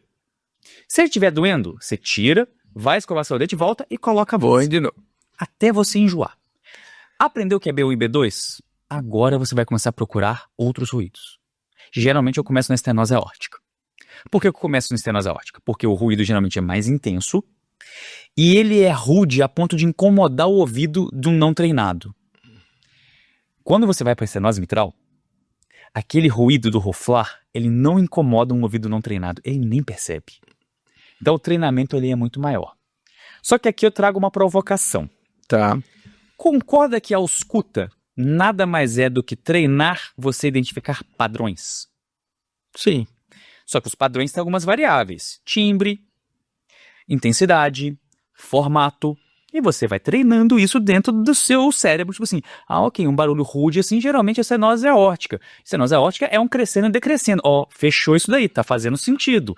Aí você vai ver qual foco que você tá. O foco é secundário. E é muito importante a ausculta, eu já falei isso várias vezes. Eu, com um estetoscópio na mão, já contraindiquei cirurgia ou já indiquei cirurgia que estava passando batido por outros métodos diagnósticos. Olha que interessante. Então veja Bacana o isso. valor disso. Agora imagina que eu pudesse trazer uma acurácia muito maior a isso. Isso em literatura científica, um cardiologista muito bem treinado, ele consegue ter uma acurácia, por exemplo, em estenose aórtica, de 90%. Puxa. Significa que 10% desses pacientes, no cara mais experiente, não vai ser identificado estenose aórtica. Será que eu não tenho nenhuma ferramenta que poderia melhorar essa acurácia? Essa foi uma pergunta que eu me fiz 3 anos atrás. Tá. Eu falei assim, não é possível que eu, diante disso, tenha que, de fato, confiar no ouvido do Thiago. Quantos pacientes vão ter a oportunidade, por exemplo, do Thiago ir lá e ouvir? Tá. Nem tanto. E se eu conseguisse colocar o ouvido do Thiago para acompanhar qualquer médico cardiologista no Brasil? Pô, legal. Vou dar para esse pessoal uma acurácia maior no meu treinamento. E pensando nisso, eu falei assim, eu acho que dá para eu desenvolver uma inteligência artificial melhor que o Thiago e que vai sugerir para o cardiologista uma possibilidade diagnóstica com alta taxa de acurácia. Com isso na minha cabeça, eu chamei um engenheiro de tecnologia. Falei assim, senta aqui. O que você acha dessa minha ideia? E ele, olha, é interessante. Eu consigo trabalhar algumas coisas de inteligência artificial nisso daí. E a gente começou a trabalhar com inteligência artificial, onde eu consigo captar ruído do tórax do paciente e, com avaliação em nuvem, sugerir uma hipótese diagnóstica com 98% de acurácia. Pô, aí você matou a pau. E como que eu faço isso? Pô, Thiago, qual que é a ferramenta que você usa para captar isso? Eu vou te mostrar. Isso aqui. Isso aqui grava uma ausculta cardíaca melhor do que um estetoscópio digital. Melhor. Como? O microfone desses smartphones atuais capta melhor do que o nosso estetoscópio. Com essa informação do tórax, ele processa em nuvem e já te dá a hipótese diagnóstica na sua mão. Que legal. Startup. E estamos desenvolvendo uma pesquisa internacional para validar isso para uso clínico. Que bacana isso. Nossa, que fantástico. Essa é mais tá mais consumindo meu dia agora. Não, mas você tá fazendo uma coisa que vai deixar uma contribuição enorme. Mundial. Enorme. Aí, Porque se nós estamos falando que o cara que tem a melhor ausculta ainda tem 10% de margem e você tá deixando em 2%. Isso agora com pouco paciente incluído. Sim, Imagina mundo. Sim, Isso vai subir. sim. Então nisso a inteligência artificial vai ajudar. Gente, ela é melhor que a gente. Sim. Identificar padrão, ela é muito melhor que a gente. O que eu acho que vai ser até legal é o sujeito ouvir e depois colocar. Aí que tá. Olha que braço legal que a gente Ele vai Potencia. educar mais ainda. Eu consigo pegar isso e criar um professor para esse médico em qualquer lugar do mundo. Ele vai lá e ausculta. Tô na dúvida. Pega esse aparelho, coloca. Olha, provavelmente é tal doença. Repara isso. Ele analisa o fonograma. E te pede para ir lá e auscultar de novo e pôr atenção Perceba nesse. É isso. Ou seja, eu criei um professor digital para propedêutica. Eu criei uma ferramenta E você pode acurácia até diagnóstica. fazer um banco de auscultas, né? Que é aquela bem típica, pra você falar assim, ó, aqui vou te dar E a tem letra. Essa é Vamos lá. telemedicina. Eu tô lá na Manaus e eu quero passar com o Dr. Volpe. Você vai lá? Não, claro, vamos conversar. Você abre a telemedicina. Como você consegue examinar esse paciente na cardiologia? Você não consegue. Não consegue. Agora você consegue. Você, de forma simultânea, fala para ele assim, pega o seu telefone, todo mundo tem um celular, Sim. encosta ele no seu peito e loga aqui nesse aplicativo que eu acabei de te passar antes da consulta. Eu recebo on time a ausculta cardíaca do paciente. Pode ser sensacional. Pronto. Simplesmente por streaming. Tem internet 3G? Acabou, tá resolvido. Cara, isso aí Eu vai criei o exame bombar. físico da telemedicina na cardiologia. Que não bacana isso. Que bacana isso. Você ficava cego. Você, ok, não vou fazer ausculta, vou pedir um monte de exame. Agora não. Na hora, encosta aí. Isso baixa, no meu computador já sai o fonograma, hipótese diagnóstica, eu já estou acompanhando. Na tua visão, que é cardiologista e ecocardiografista, o POCUS veio para ficar? Você poder fazer, porque em UTI tem se utilizado muito, existem muitos cursos. Você acha que isso para o médico geral, né, para ele ter uma noção, ajuda? Sim, eu acho que é uma ferramenta legal. Ela é relativamente baixo custo, embora não seja tão baixo custo, e ela traz informações muito preciosas para tomada de decisão imediata. Principalmente para você refutar algumas coisas que não estão batendo na clínica. Tá. Assim, como assim me veio uma disfunção sistólica avançada no paciente assintomático? Pronto, aquilo ali resolveu. Você fez aquela avaliação e acabou, Tá. de forma subjetiva.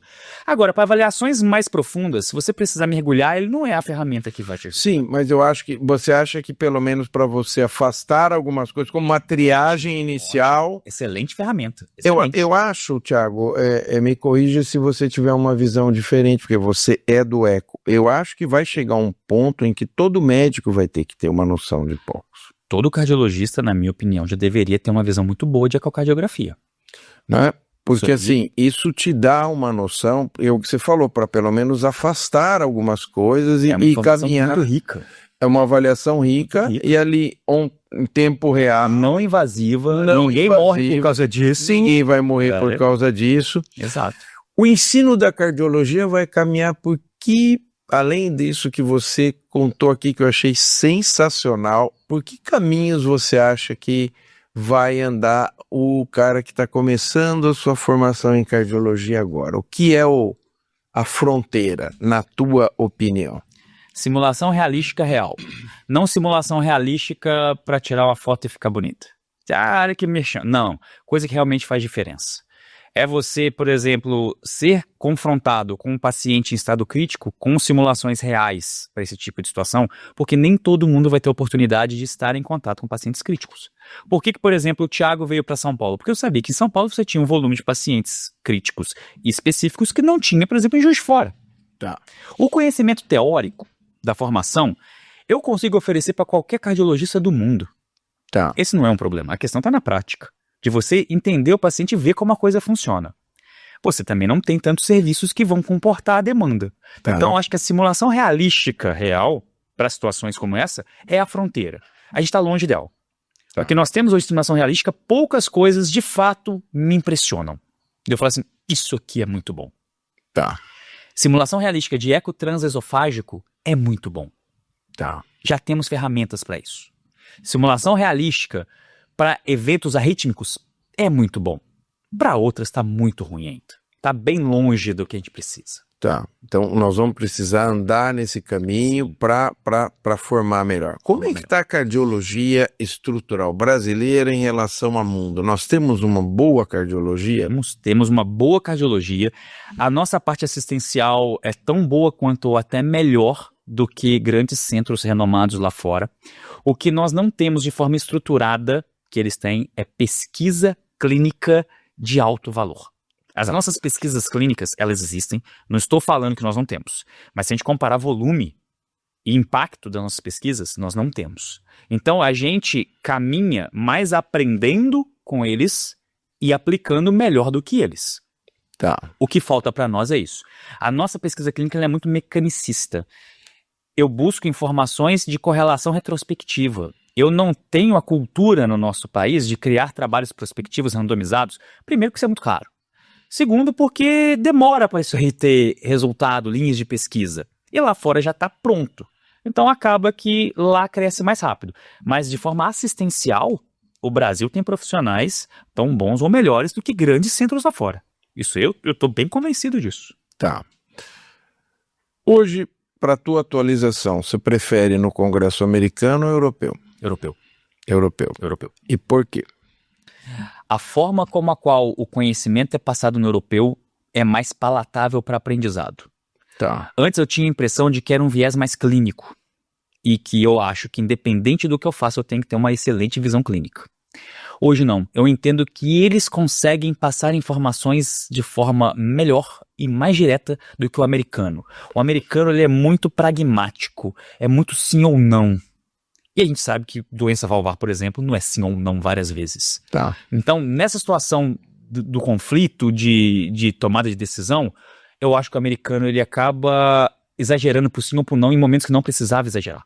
O europeu não, ele é mais fluido. Então ele deixa mais na sua mão de acordo com a sua expertise e com o que você entendeu do caso. Então eu prefiro o conhecimento hoje que o europeu gera do que o americano. Não que o americano seja ruim, mas a minha forma de absorver o conteúdo do europeu é melhor. Vou te fazer algumas perguntas provocativas. Quando não indicar uma cirurgia numa estenose aórtica? Você sabe que hoje de manhã eu participei de uma reunião de uma indústria, onde a gente estava conversando com os speakers de referência no país, e eu recebi exatamente essa mesma pergunta. Qual é o paciente que você não vai tratar da estenose aórtica? E quando você tem o TAV na prateleira, quase todo paciente você vai tratar. Mesmo aquele paciente que você considera como terminal. A não ser que de fato seja uma neoplasia avançada, que o paciente não tem prognóstico nenhum. Aí a conversa é outra. Mas se você tem o TAV na prateleira, ele vai receber tratamento. Se isso vai ter impacto real na sobrevida dele ou não, é uma outra discussão. Mas quando você olha o Partner 1, você se convence de que você pode tentar uma abordagem como essa. Então, estenose aórtica, eu acho que não existe esse paciente. Não existe esse paciente. E a insuficiência aórtica, quando não operar? Essa tem.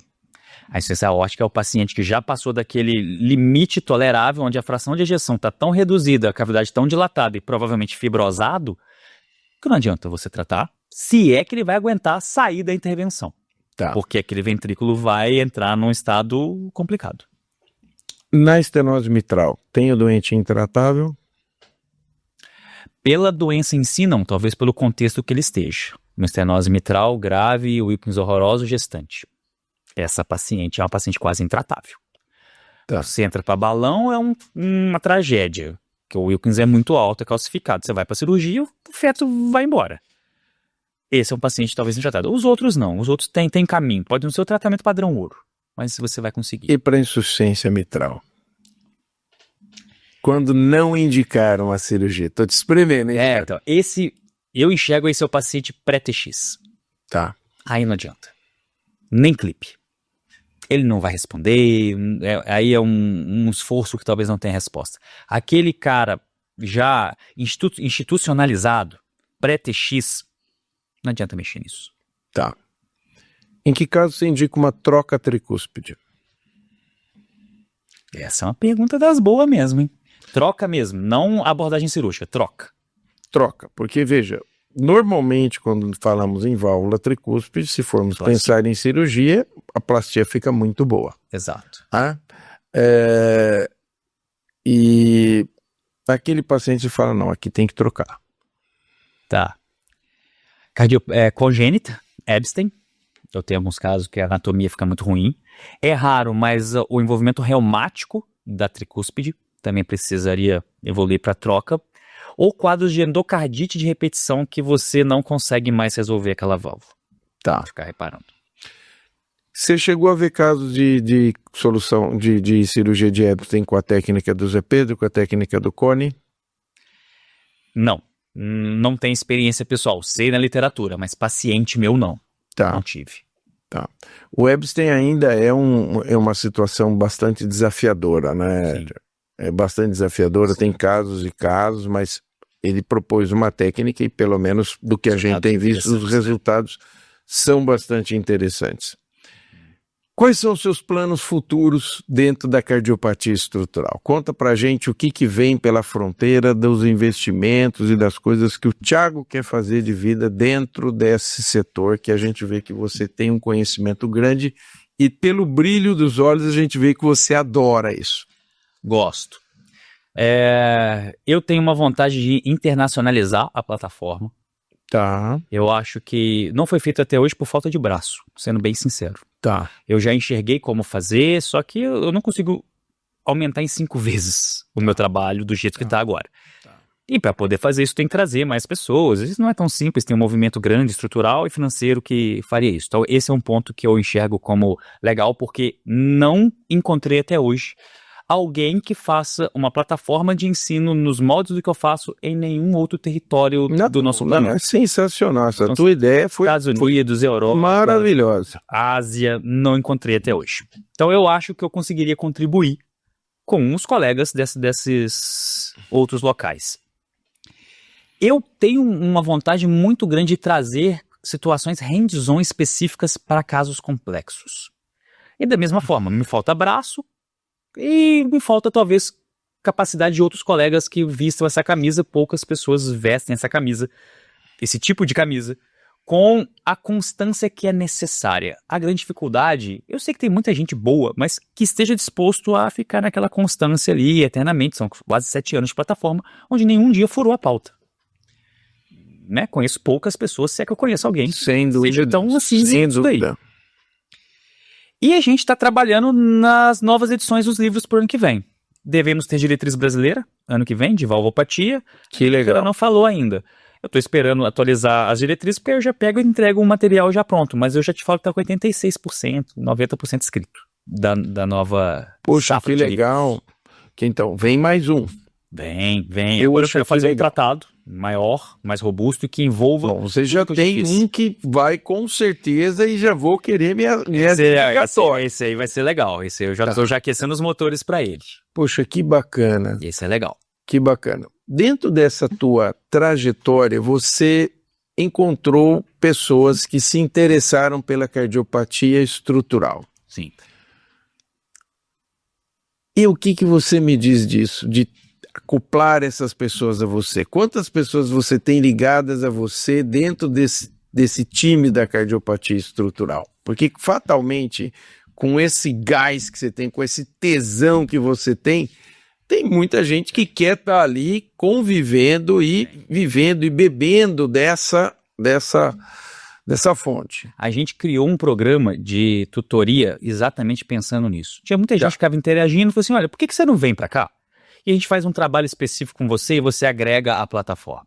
Tá. Isso nasceu tem 4 anos, era menorzinho, hoje é bem maior. E a gente começou a formar o que eu chamo de Fellows do Devolve Club. Puxa, que Então, bacana. o que eu fiz? Eu trouxe alguns colegas que já estavam numa fase mais sênior, exemplo, Rodrigo Barreto. Tá. Falei assim, vem cá, você que fala muito de ecocardiografia, vamos fazer então uma linha editorial, onde você vai orientar colegas com uma formação abaixo da sua a ler artigos da área específica de ecocardiografia e valvopatia, interpretar e escrever editoriais críticos sobre esse assunto. A favor ou contra? Não me interessa. Tá. Eu quero qualidade do que você vai discutir. Tá. E hoje nós estamos com mais de 36 pessoas que já passaram por esse programa. Puxa, que bacana. A seleção é feita individualmente por mim. Eu vejo um por perfil. Para você ter ideia, até hoje eu tive uma desistência do programa em todos esses 4 anos. Poxa. Então assim, eu vejo se a pessoa quer, sabe, se faz sentido para ela. Eu já falei algumas vezes assim, ela não faz sentido para você. Isso não é o que você quer. Eu te garanto que você não quer isso. Vá fazer outra coisa. Tá. Como eu já falei assim, olha, eu acho que você aqui dentro ajuda em outra área. Vou mudar sua área de interesse. Não é isso daqui. Você vai fazer isso daqui. Tá. E eu criei uma área, foi a mais nova, que é de cirurgia cardiovascular. Que bacana. O Ellington Veronese, lá do INCOR, Tá. um grande amigo meu, tipo, ele acampa no local onde eu passo o final de semana. Então, Poxa, super exatamente. Bacana. Trouxe ele pro time e criei uma linha onde a gente discute só artigo de cirurgia cardiovascular e valvopatia. E ali vem cirurgiões, em fase inicial da carreira, que começam a ter um raciocínio crítico em cima de ciência. Não simplesmente fazer a cirurgia. Vem cá, vem conversar como o clínico conversa também, para você entender quando eu falar com você alguma coisa. Sim. Senão fica um idioma muito diferente. Sim, para você poder ter essa interação e escolher a melhor modalidade terapêutica para cada um, para você customizar aquilo ali. A outra ponta. Então hoje eu tenho, são 18 coeditores Que bacana. dentro dessa estrutura, que são pessoas já com uma formação já mais avançada, e tem mais de 36 desses fellows que alguns ficaram, outros fizeram e foram fazer outras coisas na vida, enfim, mas que participaram dessa estrutura. Só que não é fácil. É que assim, parece brincadeira, mas é que eu sou chato. Então assim, calendário tem que ser respeitado. Cronograma. Linha editorial de qualidade tem que ser respeitado. Claro. Tipo, eu estou aqui para provocar você. Eu sei que vai ser chato, você vai ter que escrever. Mas se você não escrever ou usar um chat GPT para escrever, eu vou descobrir. É fácil descobrir. E eu vou te encher o saco. Até você me entregar. No final, depois de um ano, todo mundo elogia. No meio ali, você fala assim, mas tá apertado. Não, vamos lá, foco. E a gente cria algumas aulas magnas. Tá. E já fica o convite. Obrigado. Eu chamo algumas grandes referências, Brasil e mundo, para falar coisas fora da casinha, porém do nosso mundo. O último que participou, o ministro da Saúde de Angola. Que legal! Convidamos ele para falar qual foi o desafio dele em instalar um sistema de atendimento de cardiologia cirúrgica em Angola. Ele ficou 1h30 com a gente contando os desafios que ele enfrentou.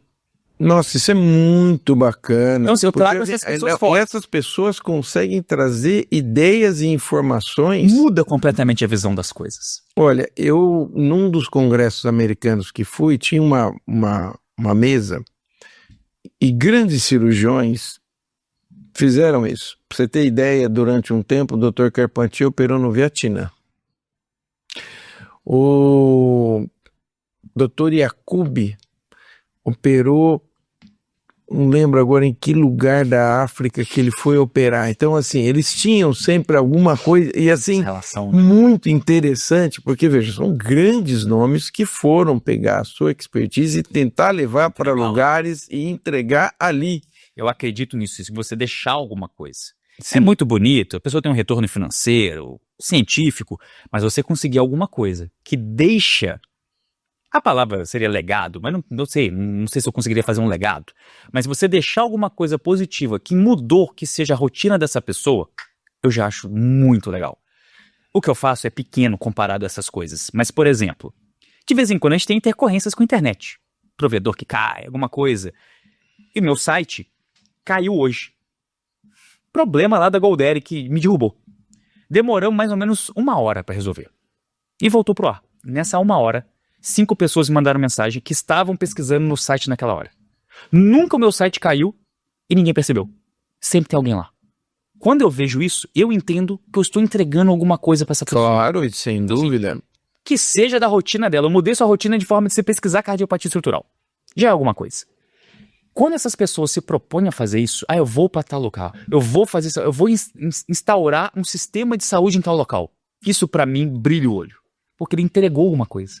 Sem dúvida. É o famoso há um propósito. Claro, e aí você persegue aquilo ali, você vai vendo, né? E aí, participando dessa mesa foi muito interessante, porque são cirurgiões experientes, de nome mundial, Exato. e que foram lá na ponta, em lugares, né? Eu acho que foi para Moçambique que o Yacoub foi, o Carpentier, eu tenho certeza que foi para o Vietnã, e eles contando a experiência deles de estar nesse lugar. E sabe o legal disso? É porque existe uma linha tênue entre você ir num local desse e de fato entregar alguma coisa, ou você fazer uma coisa que pra mim é assim, é muito incômodo, que parece um zoológico humano. A pessoa vai lá, vê o sofrimento e volta e não tá nem aí. Tipo, você vê uma situação difícil. Sim. Essas pessoas não vão lá fazer isso. Eles vão deixar alguma coisa. Não, eles foram operar lá. Exato. E tentar instalar algo lá, Deixar ensinar os cirurgiões de lá como, né? Porque, Exato. claro, o cara não vai ficar lá o tempo todo, mas eles foram. Então, toda essa experiência e as dificuldades locais, né? Eu imagino esse colega de Angola, o que ele deve ter contado. As dificuldades que ele falou, você falou assim, meu Deus. Né? E ele foi vencendo. Foi entregando, ele fez residência no Brasil, voltou e foi montando. Hoje é um serviço que funciona. Tem lá seus pontos, claro que tem, mas funciona. Antes não tinha nada. Então, você sabe que eu sempre falo que a gente tem um serviço de cirurgia cardíaca quando opera o segundo paciente. Porque o primeiro você pode catar tudo, adaptar ali e falar, não, vai fazer a cirurgia inaugural. Vai fazer, exato. Você agora, só que você vai saber se tem um serviço a partir da segunda. É isso. Que aí é quando você começa a ter a rotina de trabalho. Exato. E como você sabe muito bem, trabalhando com cardiopatia estrutural, existe uma curva de aprendizado que é institucional.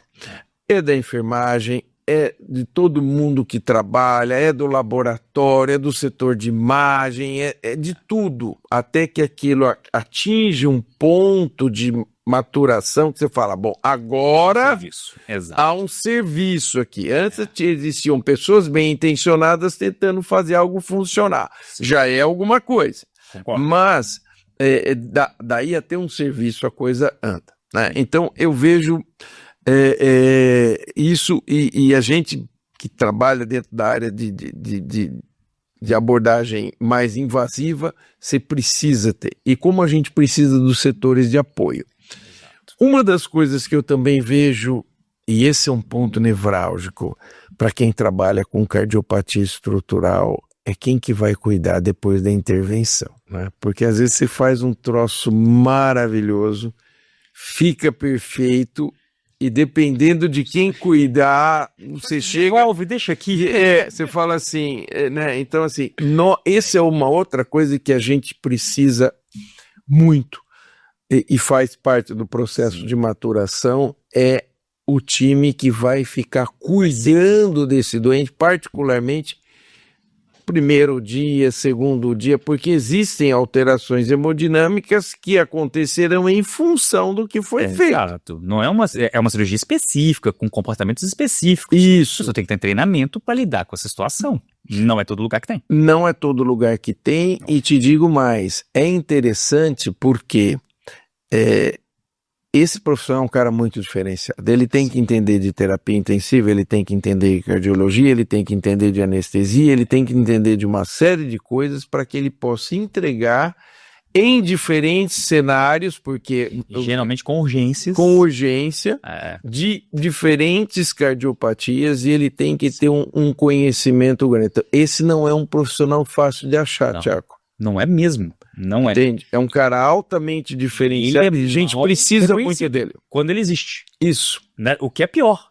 Já não é fácil encontrar. E quando encontra, você vê uns absurdos. Você fala assim, ai meu Deus, não, deixa ele aí, não mexe nele não. Isso, né? Então assim, eu acho que esse é um setor também importante que a gente tem que olhar. Esse profissional é um profissional que demora para ele amadurecer. Exato. Ele tem um caminho grande para andar e ele é um cara fundamental, porque senão você vai fazer, eu vou fazer e depois lá na frente esse doente acaba morrendo de bobagem. Exato. O pior já passou. Já passou. Exato. E consegue perder o doente. Você fala, meu Deus, como assim? Como assim, né? É, verdade.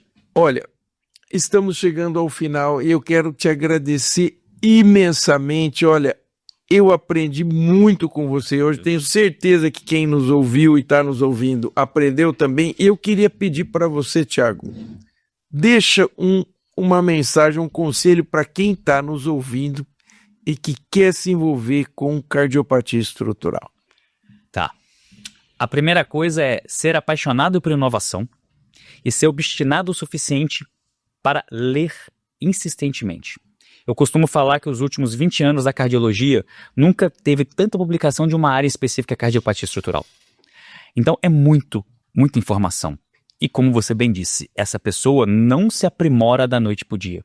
Você precisa de tempo e estrada. Eu sou um grande entusiasta e entendo que essa é uma área de atuação que não tem volta e que vai ficar nessa crista da onda por pelo menos 30 anos para frente. Então, um baita campo de atuação. Se um colega quer, dentro da cardiologia, uma sugestão de qual área seguir, essa é uma das áreas dela. Como seguir? Competência, formação adequada e persistência. Não existe atalho. Você não vai chegar sem uma formação adequada. Você não vai chegar sem persistência. Não tem jeito. Estivemos aqui com o Tiago Bignotto falando sobre cardiopatias estruturais, o que você precisa saber. Eu tenho certeza que você, ao ouvir esse programa, já está pensando diferente. Eu convido você a acessar o The Valve Club, ver os livros que o Tiago já escreveu, que são excelentes, e agora ele já contou aqui pra gente em primeira mão que está vindo mais um livro, então olha que bacana. Lembre-se sempre, o Saúde em Pauta é para você. Curta, comente e compartilhe.